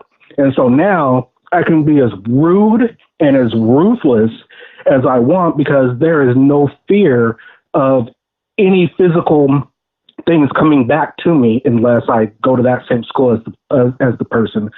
But from what I've seen, that's why younger kids, they're kind of more rude than we were when we were kids because they're on social media. They can be as rude as they want. They see rude comments. Yep. And then now that's just how they talk. So now when they are in person, they speak as if they were speaking online, and then they wonder why they got their ass whooped. Exactly. Right. Exactly. So I just wanted to bring that out. All right. Like how you put that so eloquently, Dwayne. Right. Appreciate you. Appreciate your call. You know what they call that? What's that? They call them internet thugs. Internet thugs. The internet thugs, Internet right there. gangsters. Keyboard warriors. Keyboard warriors. People killed off of that too. Yeah. Yeah. Saying stuff online and people actually meet up with them. They don't even know who they're talking to. They just say stuff online and people actually met up with them in person and they beat them up right on social media. Yeah.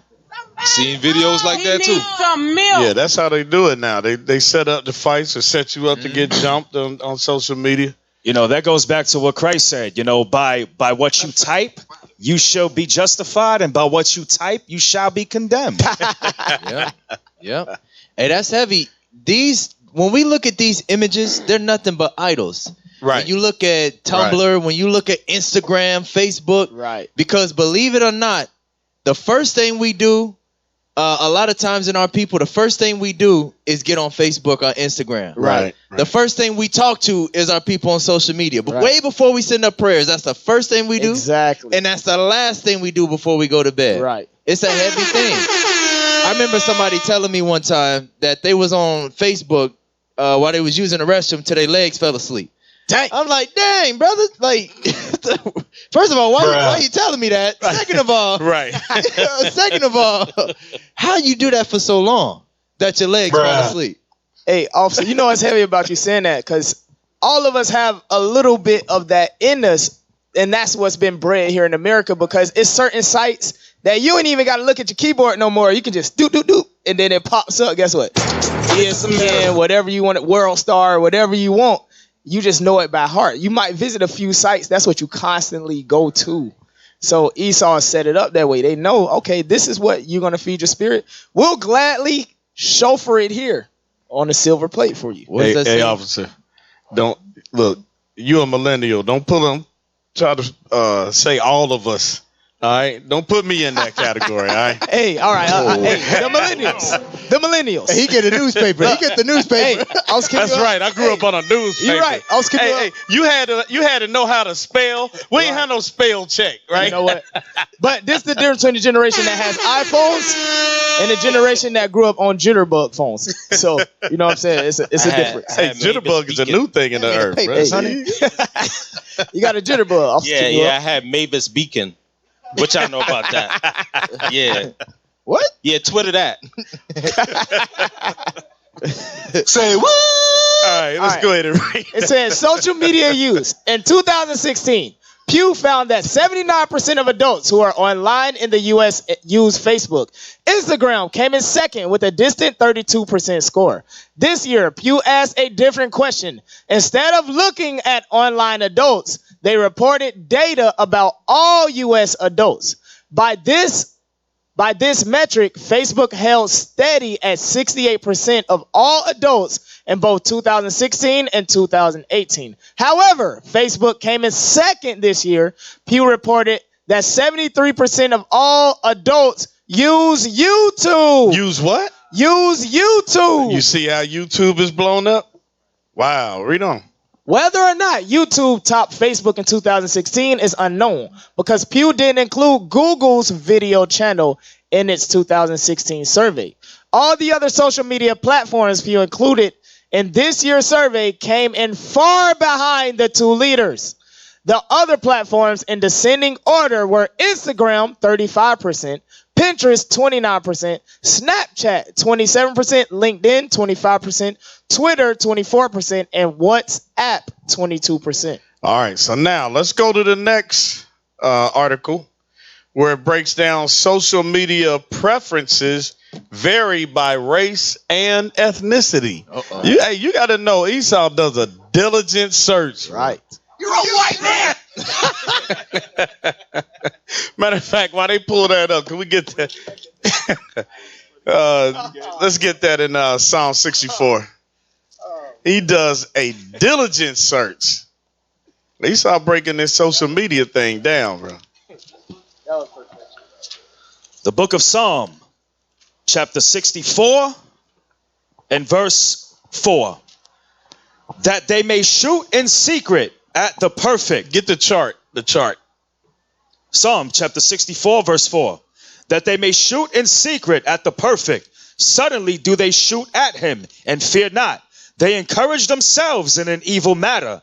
They commune of laying snares privily. They say, who shall see them? They search out iniquities. They accomplish a diligent search. So they search out iniquities, and that's why you can go on here. You can see these different statistics that they use, and that's how you have your, what is it called, that the channel that you go to watch everybody beat the hell out of each other, World Star, and channels like that. They know what they know what we're gonna click on. Yep.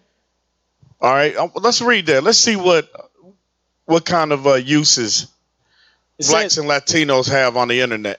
Latinos and blacks are more likely than whites to use Instagram, less likely to use Pinterest. Percentage of internet users who use each social media site by race and ethnicity. Latino, Facebook, 73%. Instagram, 34%. Twitter, 25%. Pinterest, 21%. LinkedIn, 18%. So Facebook rules. Go ahead. Facebook rules. Black, Facebook, 67%. Instagram, 38%. Black, 27%. Pinterest, 21%, and LinkedIn 28%. White, Facebook 71%, Instagram 21%, Twitter 21%, Pinterest 32%, LinkedIn 29%. So when you look at the numbers, it's the black and Hispanic sisters that's trying to be the Instagram models. Right. Yeah. Right. I mean, according to the numbers. Right. That's that they search out iniquity. They do a diligent search to see what it is that's going to keep us in sin. And what I noticed about that too, Pinterest, we don't use a lot is, Pinterest, to my understanding on it, I use Pinterest. And what comes up for me is a lot of ideas that DIYs and stuff like that. The ingredients. Wait a minute, you might have to explain that. DIY? You got to explain that. Do it yourself. Like the different activities you can do around your house. Being creative. Instructions. Right. A lot of information comes from Pinterest, and it's useful information. Unlike Facebook or Instagram. So we don't use that. We don't use something that's information. We use Facebook and Instagram. Hey, look at that. Latinos 21%, white 32%, blacks 12%. Dang. Like you can't twerk on Pinterest, I guess. You can't twerk on Pinterest. Yeah, you can't twerk on Pinterest. Because I gotta read Pinterest. I don't like that. You know what? I don't like that thing. Ain't no drama on Pinterest either. Yeah, no drama. You can't post comments. Well, you can post comments on it because they want to be. It's about entertainment.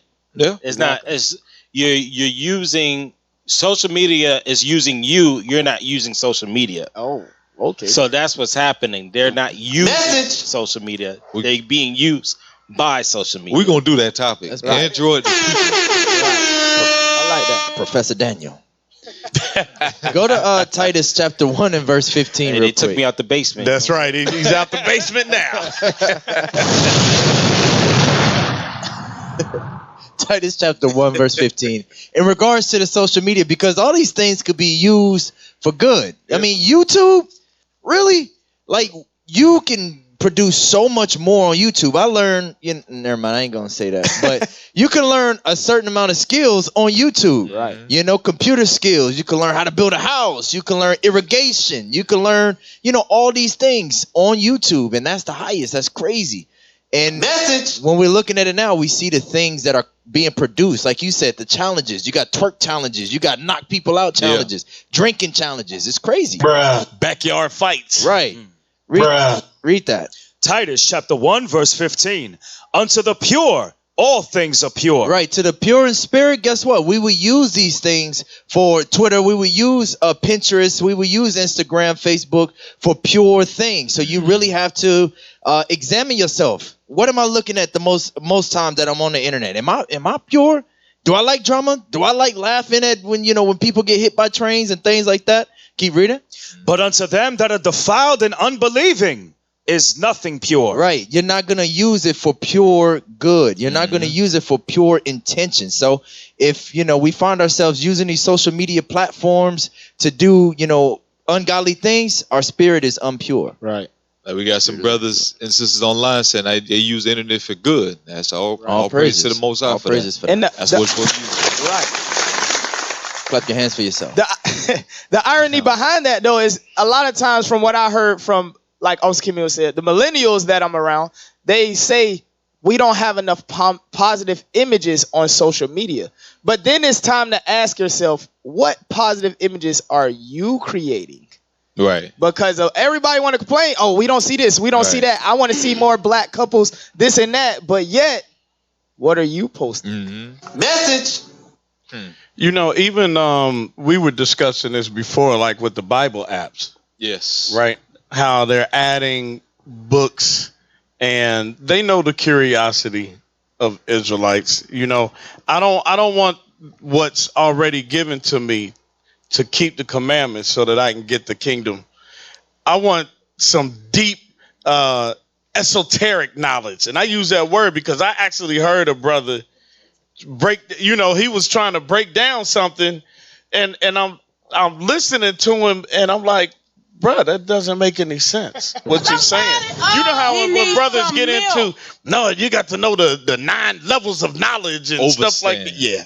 Right. And use words like overstand. Right. Yeah. But they'll quote, we had a brother come up to us wanting to argue about the book of Enoch. They're adding things like that on these Bible apps. But yet he says he knows he's an Israelite. True story. He says he knows he's an Israelite. No fringes. Wife across the street in pants buying gas on the side. Bruh. Thanks. So, let's open up that next article. You cannot make this up.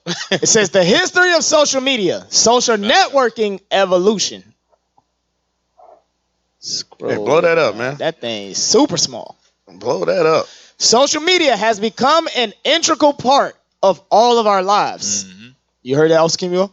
We use it to connect with friends and family, to catch up on current events, and perhaps most importantly, to entertain ourselves. This is why just under 70% of Americans and more than 2.6 billion people globally use social media. However, this wasn't always the case. Back in just 2005, social media penetration in the U.S. was just 5%. And most of the rest of the world didn't even know what it was. You see that? Dang. In 2005, 5% in America. That's just 14 years ago. Wow. So see, 14 years ago, I could walk down the driveway and get a newspaper. Go ahead, read it. All of this means that by the history of social media is a brief yet tumultuous one. And studying it can help us better understand just how much and how quickly the world around us is changing. Social media definition. Before going too far into the history of social media, it is important we first discuss exactly what we mean by social media. For most of us, we can spot social media when we see it, but we should work to be a bit more specific. Hey, scroll down till it says the two things that stand out from this definition. The two things that stand out from this definition. One, social media must include online communication, meaning the history of social media cannot begin before the invention and widespread adoption of the internet. You know, so that's showing you how many people, 14 years. Dang. You know, 14 years. That's not a long time. How many people have now become great theologians and philosophers, can lead people with their great speeches, right? But you've never seen them. It's almost like Wizard of Oz. Yeah, man behind the curtain. Yeah, they're the man behind the curtain. Right. Charlie's Angels. You never seen Charlie. Right. You know? Hey, officer, can I back you up with that statement? Yes, sir. 2 Timothy chapter 4 and verse 3. Because you just said that you have people that are coming up and teaching these new doctrines and new ways of living, or new ways how to cook, new ways how to do everything, right? That's what we're going into? Yes, sir. Let's go. 2 Timothy chapter 4, verse 3. For the time will come when they will not endure sound doctrine. The sound doctrine is this Bible, right? The law, statutes, and commandments. There's a time where the people are no longer blacks, Hispanics, and Native Americans. We're not going to look into the Bible anymore to find our solutions. We're not going to look in the Bible to say, hey, how do I fix my marriage? How do I discipline my kids? How do I eat properly? Read. But after their own lust. After their own lust, because now on social media, there's something for everybody. There's something for everybody on social media, and that's what our people look at. They're trying to fulfill a certain lust or desire by trying to find somebody who can teach that doctrine. Read. Shall they heap to themselves teachers having itching ears? We're just looking for somebody to teach us the way that we agree with, rather than what we should really agree with is this Bible. Right. You know what? You just jog. Let me see. Just jog the thought. Verse 4? No, it was something that we pulled out. I believe it was a couple weeks ago. Is this it here? You said time will come when they will not endure sound doctrine, when we start to turn away from the doctrine of the scriptures, the solutions of the Bible. We'll start to turn to teachers that'll give us what we want to hear. Do you not know that there was a church that actually started doing witchcraft in their church? I forget the article. They started bringing in, I forget the name of it, the article. We pulled it a while back. You remember that? They started to bring in the people that do fortune telling. Witchcraft. You talking about the women that were turned into the witchcraft? Yes. Yes. Oh, yeah. Yes. I forget the fruits and the veggies and stuff. No, there was another one. Okay. It said that I'm gonna bring it out later. As we continue, I'm gonna bring it out later. I'm gonna bring this thing out. We can continue. I'm gonna come back to it. I think one of our members got bit by the social media bug on the set. Dang. So, give us some. So it says, two things stand out from this definition. Social media must include online communication, meaning the history of social media cannot begin before the invention and widespread adoption of the internet. And social media depends on user-generated content. What does that part mean? User-generated content. User-generated content. So, you know what? Get a Isaiah 34:16 right quick. Bring it out. Isaiah 34:16. The book of Isaiah, chapter 34, verse 16. Seek ye out of the book of the Lord. Out of what? The book of the Lord. The book of the Lord, not the app of the Lord. Read. And read. And read. Go ahead. No one of these shall fail. None shall want her mate. For my mouth it hath commanded, and his spirit it hath gathered them. So the Lord's spirit gathered the prophecies and the understanding of the Bible. It is not from our own user-generated, leaning to our own thoughts, content. Okay. It says, this is why typical websites and blogs do not get included in the world of social media. Only certain people can post to these sites. And there are significant restrictions on these types of contents that get uploaded. So there's certain restrictions. What are the restrictions? Because it seems like everything that's being uploaded, it's like no rules apply, it seems. Right. There's murders being on there. There's our sisters, all immodest, all type of things going on social media. But what are the restrictions? We don't see any restrictions. That's crazy. Except when you're trying to do something positive for your people. Right. That's when the that's the restrictions restriction. There it is. There it is. You know what? Get Daniel 12:4. This is one of the restrictions. Okay, Daniel chapter 12, verse 4.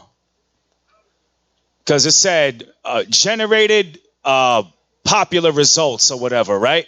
So this is one of the restrictions, Daniel 12:4. Because remember, we just read, seek ye out of the book of the Lord and read. This is where our source of information should be coming from the word of God, the book of life. So read what you got. The book of Daniel, chapter 12 and verse 4. But thou, O Daniel, shut up the words and seal the book, even to the time of the end. So that's what's being restricted right now, is the enforcement of God's laws, the understanding of God's laws. This is what's being really restricted on social media. That's why you have the twerk videos and everything to keep our people in sin. What's being restricted is the laws of God. And what are they enabling? Read on. Many shall run to and fro. Go ahead, from iPhone to iPhone, from Android to Android, this website to this website, this religion to this religion. Go ahead. And knowledge shall be increased. And science shall be increased, okay? The things that people allow, the things that keeps the Israelites in sin is what's going to get uploaded, okay? Wow. So I found what I was looking for. Going back to Timothy's and what you just read. A time will come when they will not endure sound doctrine, right? They'll try to look for some other way of seeking solution other than God's word, which is sure, steadfast, sound doctrine, can't be moved, real solution. So here we got, this is 2019. This is what's going down in the churches. Let's read that. It says, Vision Church of Atlanta adds psychic medium to ministerial staff. Say what? The Vision of Church of Atlanta, Georgia, a progressive congregation, has added a psychic medium who claims to commune with the dead to their staff. LaCara Foster, who holds a doctorate of ministry from the Interdenominational Theological Center, is now a licensed minister at the Vision Church of Atlanta, Rolling Out reported. She is also the creator and star of the YouTube series The Gift, which she argues God told her to do. Oh, God, say God told her to do it. It follows her life as a medium, minister, and spiritual teacher. Now, the scriptures tell us not to deal with familiar spirits. She's a witch, right, in the church, and she's a licensed minister in the Vision Church of Atlanta. This is what we're reading in the Bible. It says the time will come, and we're living in that time. You can't tell me these ain't the last days that we got. This is it. We at the doors of Judgment Day.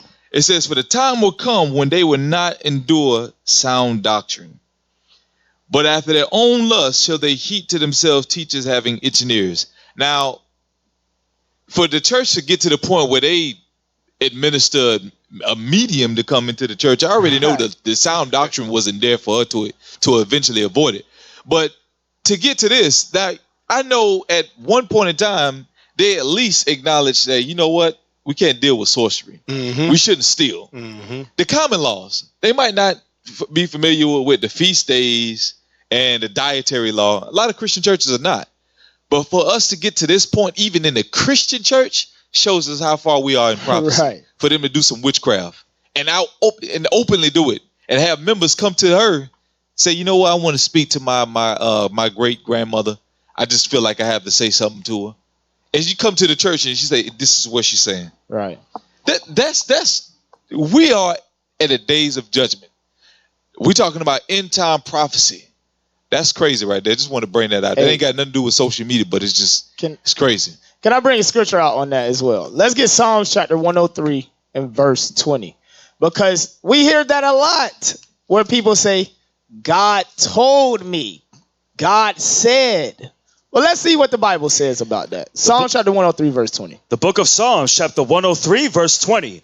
Bless the Lord, ye his angels that excel in strength, that do his commandments, hearkening unto the voice of his word. So the voice of God is actually in the Bible. It is not coming to you from God. God is not dealing with you like he dealt with Moses and the other prophets. God says his voice nowadays is coming from the word, which you actually have to pick up the Bible and read. So all these people that saying, God told me to do this, God said this to me, I had this conversation with God, you're simply telling a lie according to the Bible. You know, a lot of people gonna have a problem with what you just said. Hey, man. you ain't got a problem with me. You got a problem with God. Right. A lot of people say, you can't tell me that God didn't speak to me because when I did this happened and a blessing came in my life. Okay, so here's the thing. This is what I'm gonna say to that, because you have people say that they'll argue you down. Like, I know it was God's voice. Right. Here's the thing. If, like, for an example, Tyler Perry, right? Tyler Perry. Let's deal with Tyler Perry just for a minute. Oh boy. Tyler Perry. Deuteronomy 22 verse 5. Bring it out. God told him this was God okay told too. him to do that, right? Okay. Yeah. He heard the voice of God. Deuteronomy chapter 22 and verse 5. The woman shall not wear that which pertaineth unto a man. The woman should not wear that which pertaineth or belong to a man. Read. Neither shall a man. Neither shall a what? Neither shall a man. Neither shall a man put on a woman's garment. He don't care what you're doing it for.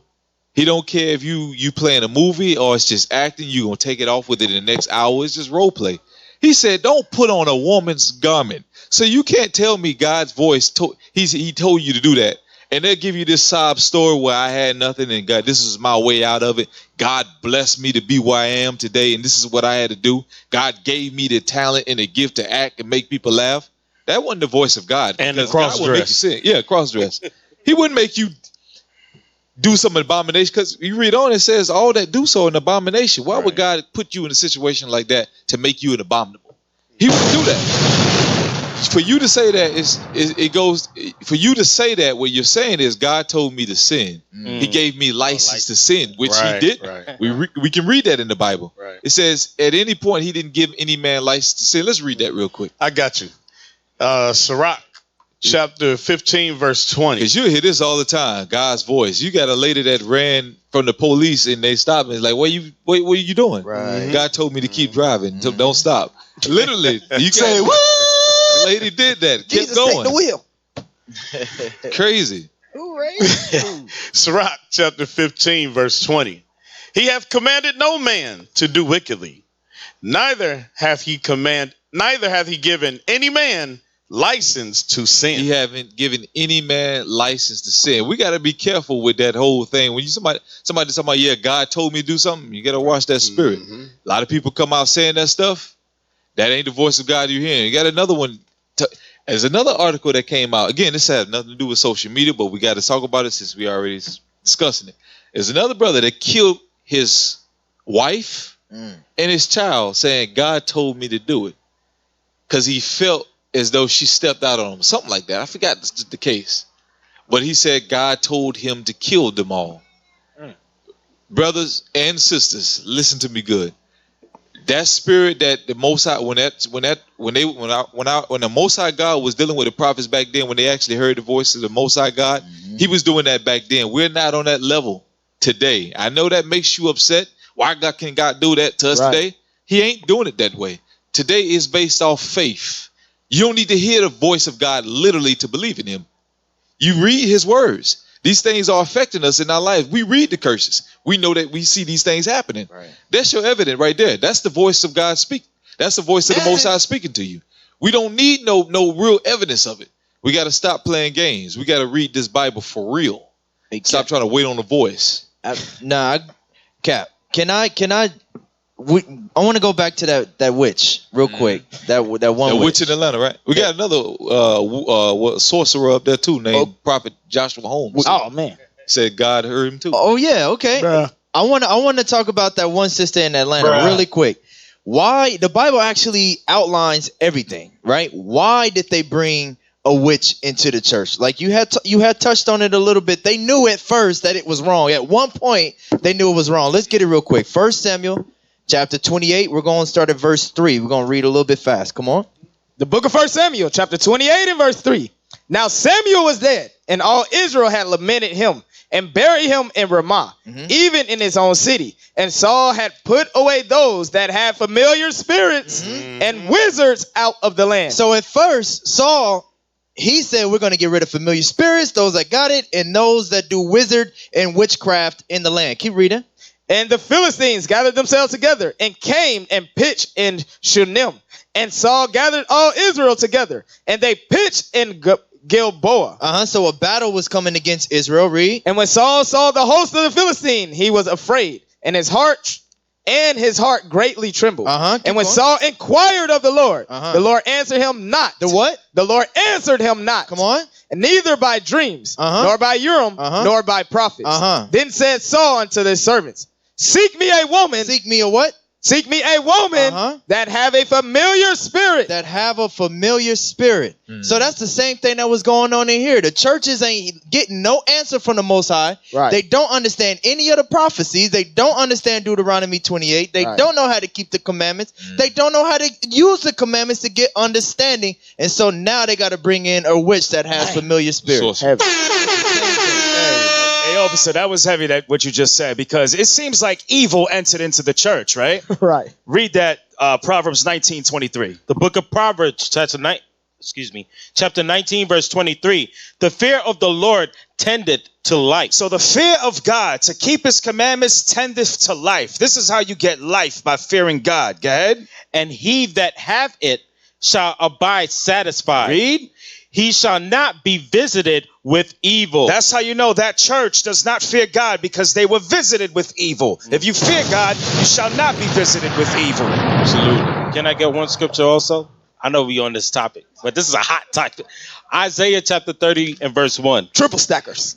Isaiah chapter 30 verse 1. Because when we are supposed to seek God, right, for our issues, with the problems that we're going through. So they went to a psychic trying to find out what their future will hold, but little did they know that in the Bible it told you if we keep the law, statutes, and commandments, we will have the abundance of all things. So they went to a psychic to find out their future, but our future is right here. Can I read that real quick? Isaiah chapter 30 verse 1.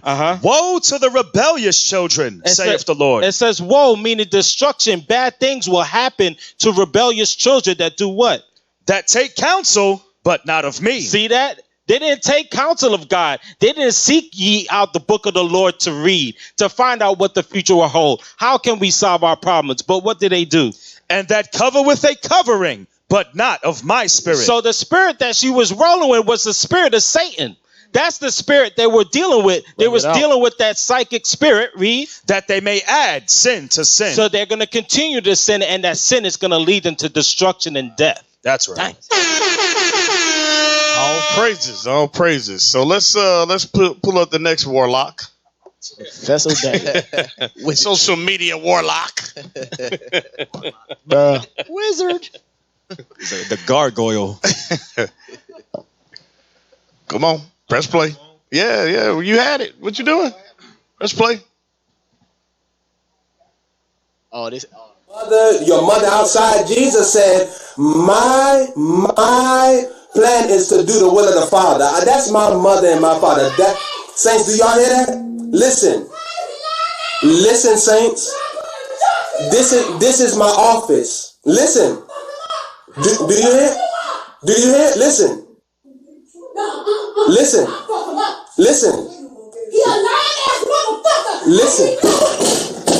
He know his ass lying. His ass is lying.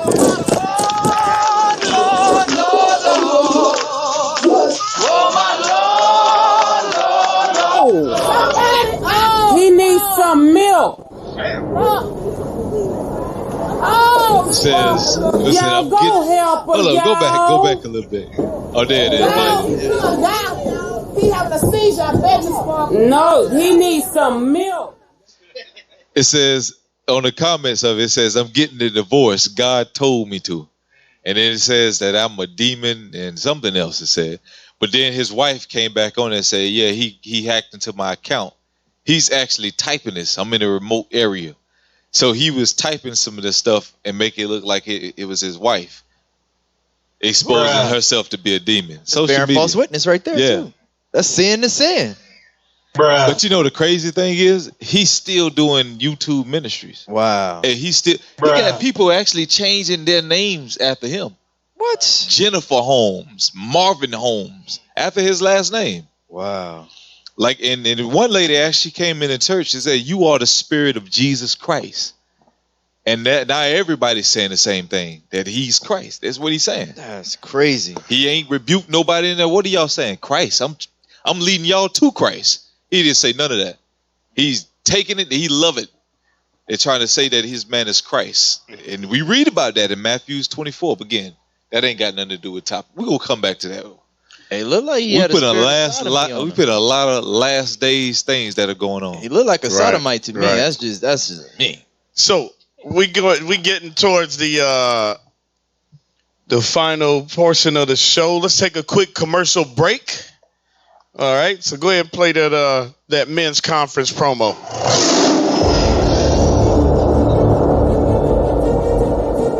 Israel is not an exclusive organization. Tell me how.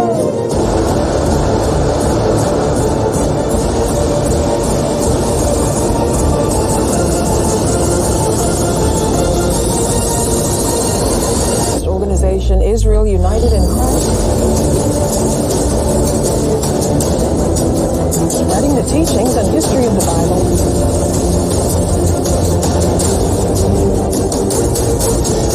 We are setting up a Christian school in Las Vegas. Some of us used to sell drugs, but no more. And reach out to black men and minorities in particular.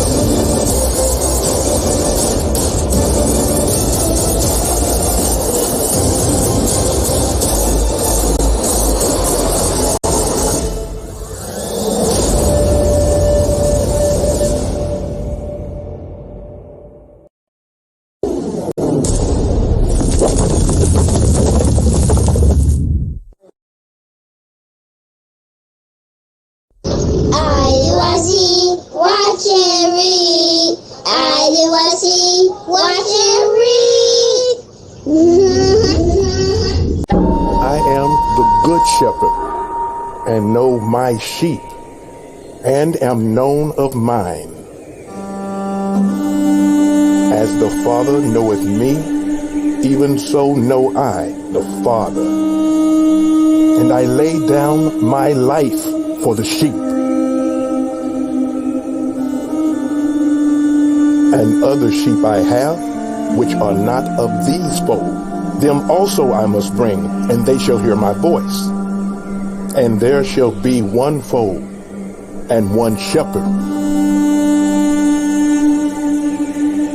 Therefore does my Father love me, because I lay down my life that I may take it again. No man taketh it from me, but I lay it down of myself.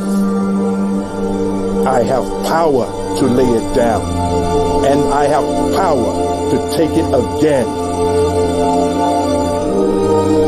This commandment have I received of my Father.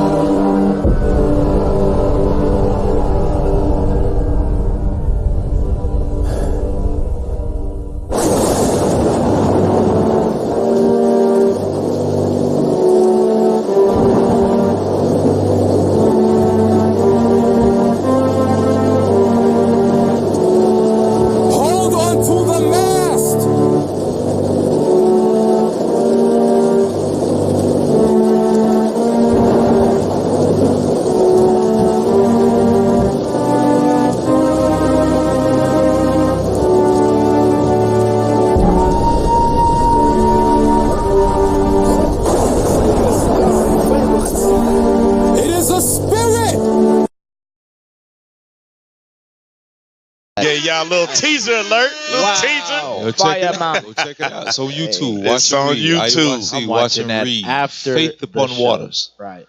All tight. Praises. All praises. Make sure you like, subscribe, and share it.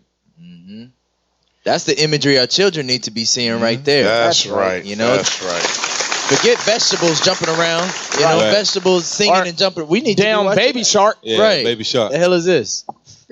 Hey, so I want to show y'all that, again how art imitates life, right? Get the last video that's on there. Get that last video. It's only 26 seconds, and then we're gonna jump back up. We're gonna jump back up to the one about Facebook prohibiting blacks. So I'm gonna show y'all. This is the beginning of social media. All right. So let's run that video right quick. See who remembers this.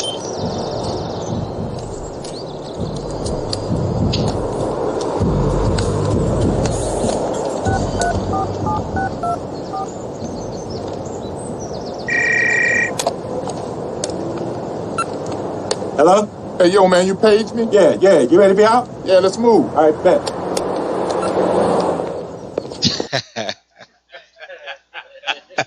You got to be born before 2005. This life, basically. You know that the reason I wanted to play that though is that goes back to like that picture where you see everybody on the bench. Yeah. And they all, in their own world. Hey, but I was giving you that's prophetic as well, because I remember being back in high school, college, being in a room with friends that text each other, and we like less than 5 feet away. Yep. They texted each other. So that same thing goes, it plays today. That's crazy. Now go up to the one Facebook is trying to prohibit blacks. That one. It's a video, MSNBC video. Dang, sir. I got to see this one. All right. Let's get that. And while he's getting that video, come on, it's right underneath the last commercial break. Right under there. I'll give a little preface of this video until they put it. All right, there we go. 115 to 402. Give a preface. Well, what it's going into is this brother that you about to hear speak, he actually worked for Facebook for over a year, and he's going to go into some of the experiences that he had with the company. Bring it out. You were at the company, as I understand it, for just over a year, and you said during that time you experienced discrimination firsthand. How so? I did daily. I had my fellow coworkers would grab their purses or reach for their wallets, having security come up to me a couple times, demanding my badge, passing coworkers who weren't black to do so. And it just became an ongoing problem in addition to the work that I was doing and having the work around diversity and these global influencers being excluded. Did you complain to supervisors?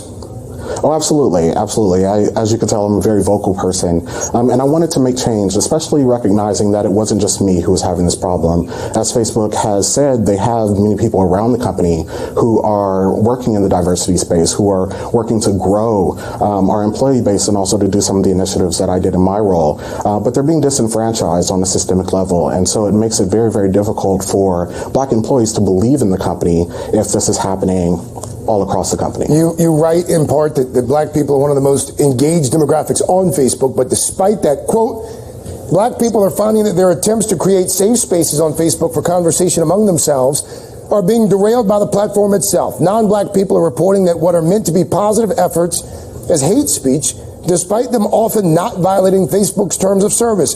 Their content is removed without notice. Accounts are suspended indefinitely.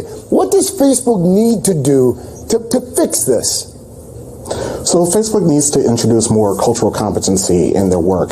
You'll find that the vast majority of the people who work in the operations teams are not people of color. They don't understand some of this language. And because Facebook receives these complaints, it is not going out and pulling down posts on its own, that there needs to be some understanding of, okay, this isn't just, someone excluding white people or excluding people who aren't Black. They're trying to create an inclusive space.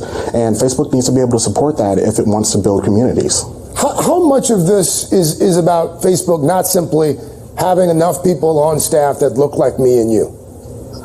Well, their numbers have gone up, and I really applaud the team who has increased the diversity of Facebook, going from 2 to 4%. But Black Americans make up 12% of the U.S., and Black people often double engagement on the platform. And so not only do you have to have Black faces in there, but you have to care about not just Black causes, but Black lives, the lives of the employees and the lives of the people on the platform who are being affected by these changes, these policies, or the inaction of the company.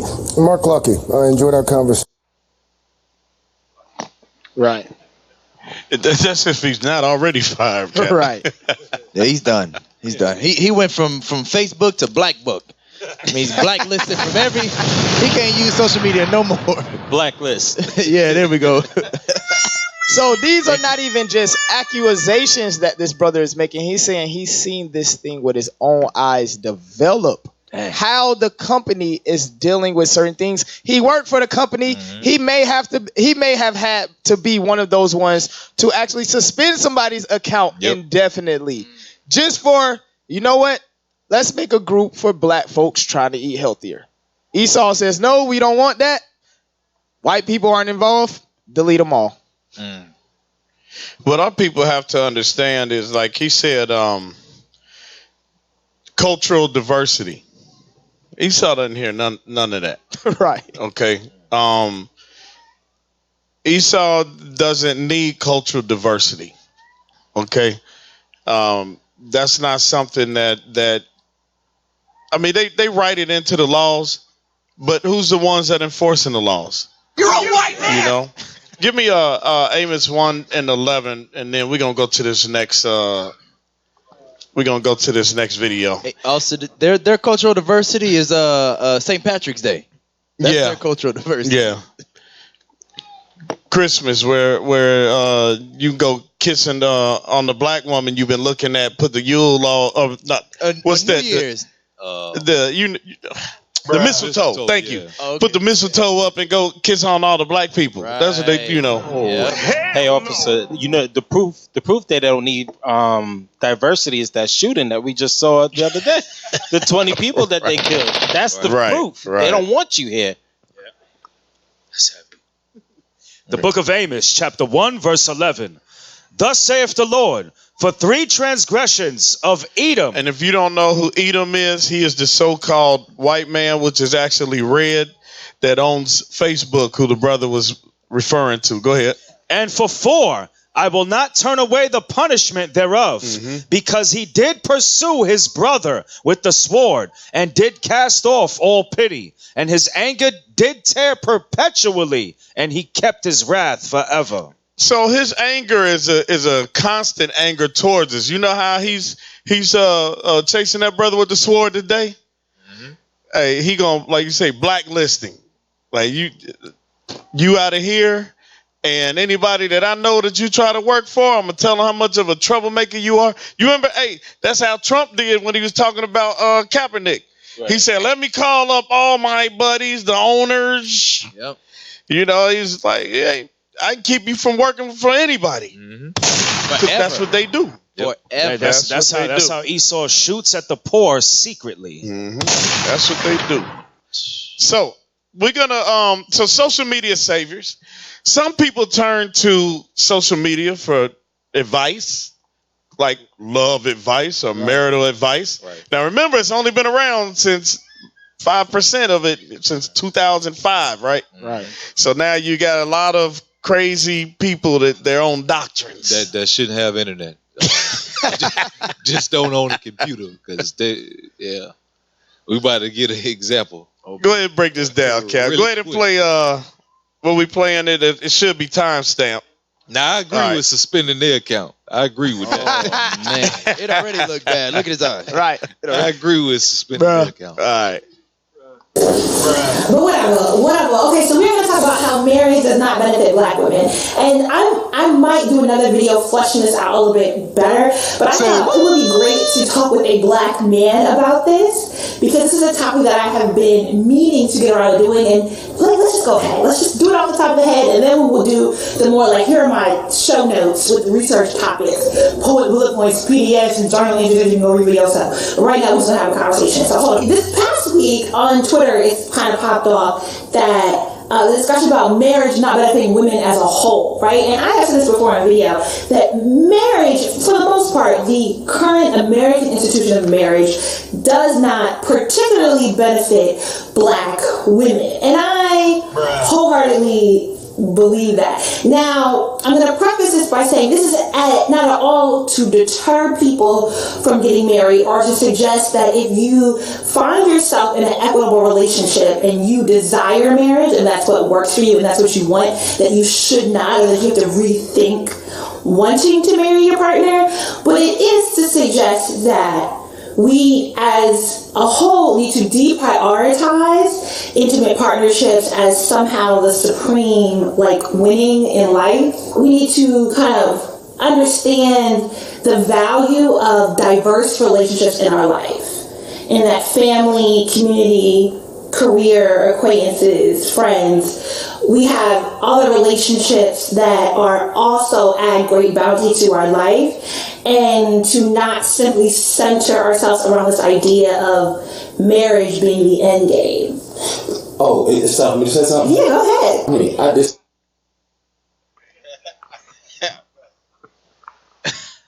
Go ahead. You know what?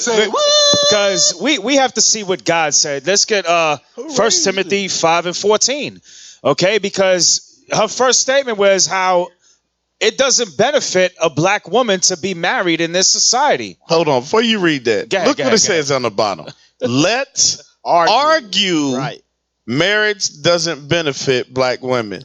Now, this sister has her own channel, and without social media, we would never know who she was. Right.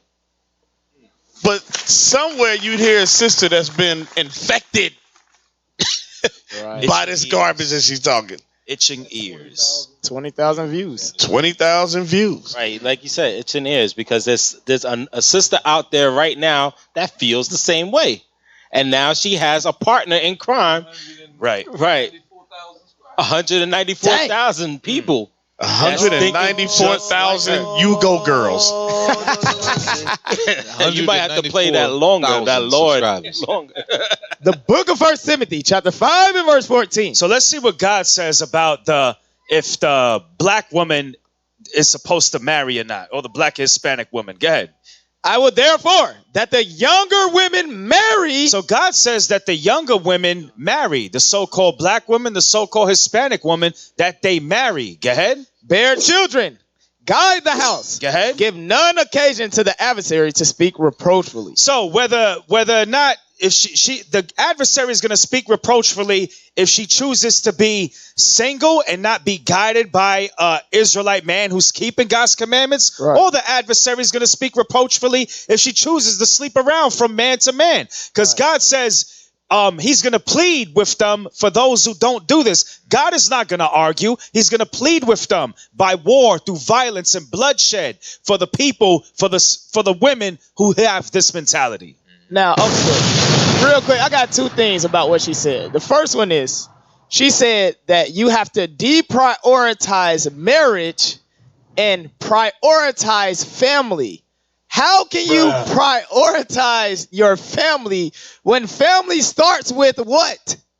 A marriage, a man and a woman to create what? Offspring. The second thing is social media. I'm not big on it, but if I'm not mistaken, they have a such thing called BAE goals. BAE goals. That's a young term for the millennials. Meaning that one of the BAE goals is, as a young couple, is to eventually get married.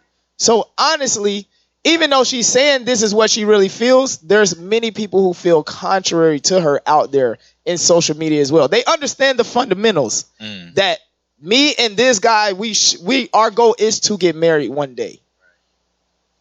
If you look at this video too, just go back to the video real quick. You ain't got to play it, but just look at the background. We was discussing this earlier. Look at the picture she have on her wall. First, she's saying, "Let's argue marriage." So she likes arguing. She likes talk. She like going back and forth. Marriage doesn't benefit black women. And then you look at, I just noticed the likes. Yeah, 1,000 and only 54 hands down. That's probably men, the women. But look at the background. You see all the pictures. You have a bunch of women all over her back wall. Now, there's no family pictures. There's no pictures of a husband, no picture of the kids, but just all women, pictures of women. And then you have on the other side of it, I'm not saying there's nothing wrong with pictures of love, whatever the case may be, so you want to decorate. But if you look at all the big pictures, just women, women, women, and then you have the man over there, what he's doing, from what I see here, is just kissing the back of a woman's neck.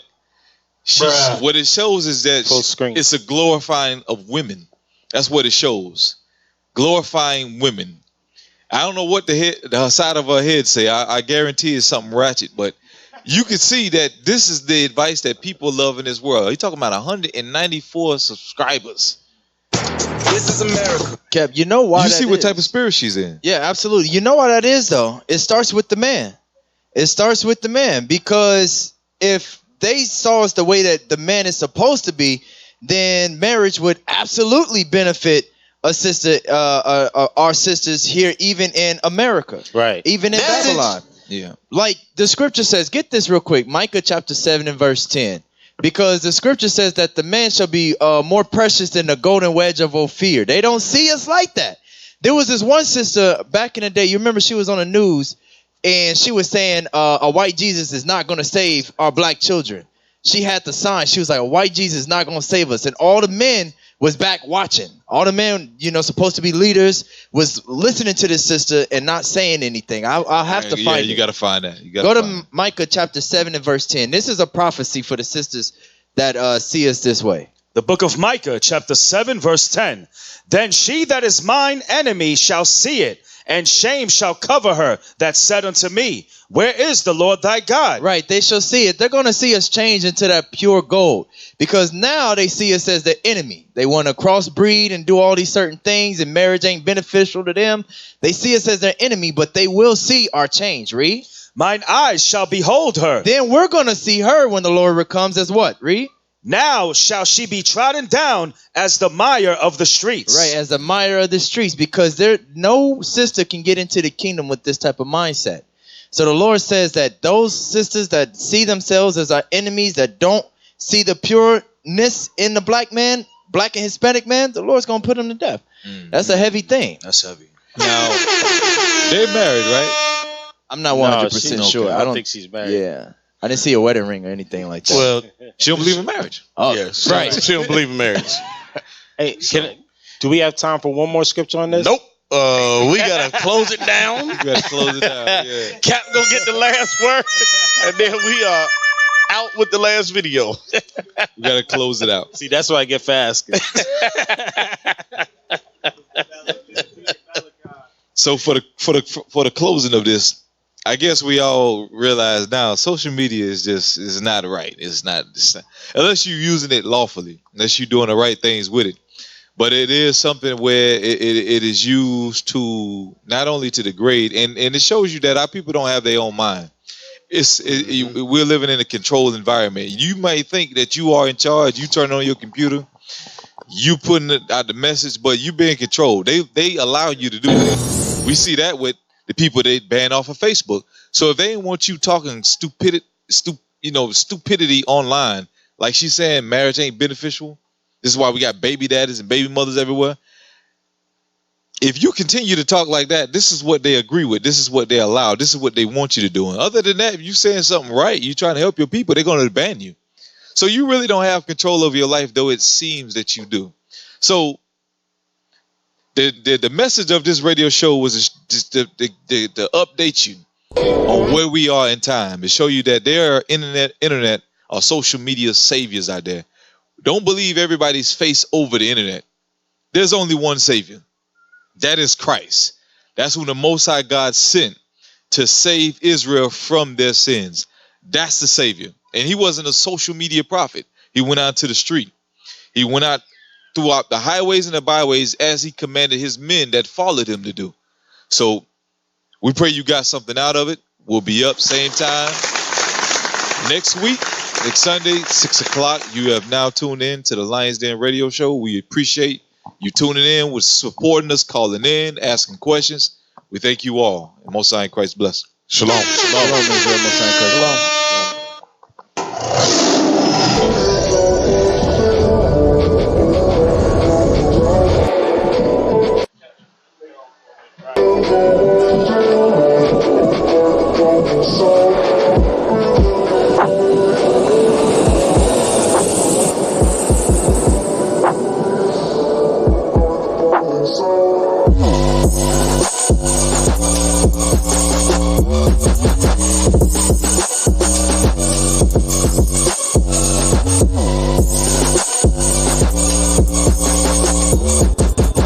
Shalom, Israel. This is Bishop Nathaniel. The Israelites have been scattered across the four corners of the earth, as prophesied in Deuteronomy, the 20th chapter. Here in Israel United in Christ, we need your help to recover the remnant of our people, teach them the gospel. Please help us, support us, and join or donate to the Booster Club today. Shalom.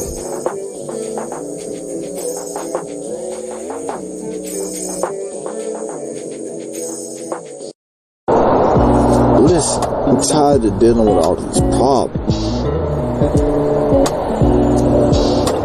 I know that.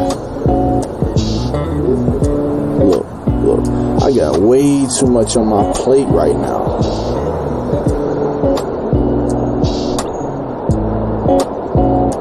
Yeah.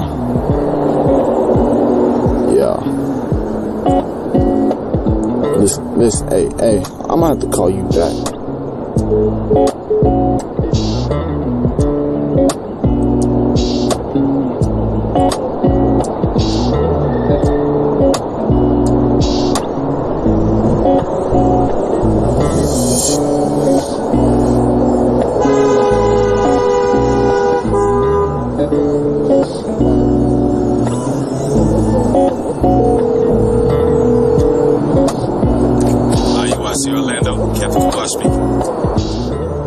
Yeah, hello? Ad on the bench sign here at the bus stop. It says, make Israelite great again. We have a school in Orlando, Florida at 5380 Silver Star Road. You can call us at 855-484-42 extension 707. If you want to see more advertising, please donate at iuic.orlando@israelunite.org through PayPal. Thanks again for your support. Shalom.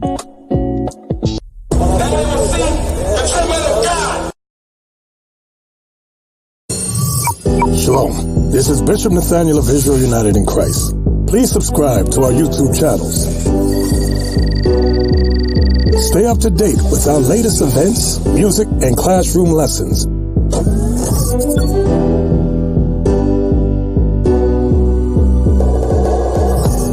IUIC plans to continue visiting different countries where this gospel has not been preached before. IUIC needs your help in pushing this truth.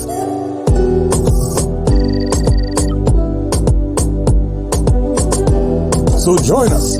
Subscribe to our Instagram, Facebook, Twitter, and podcast, and stay up to date with us.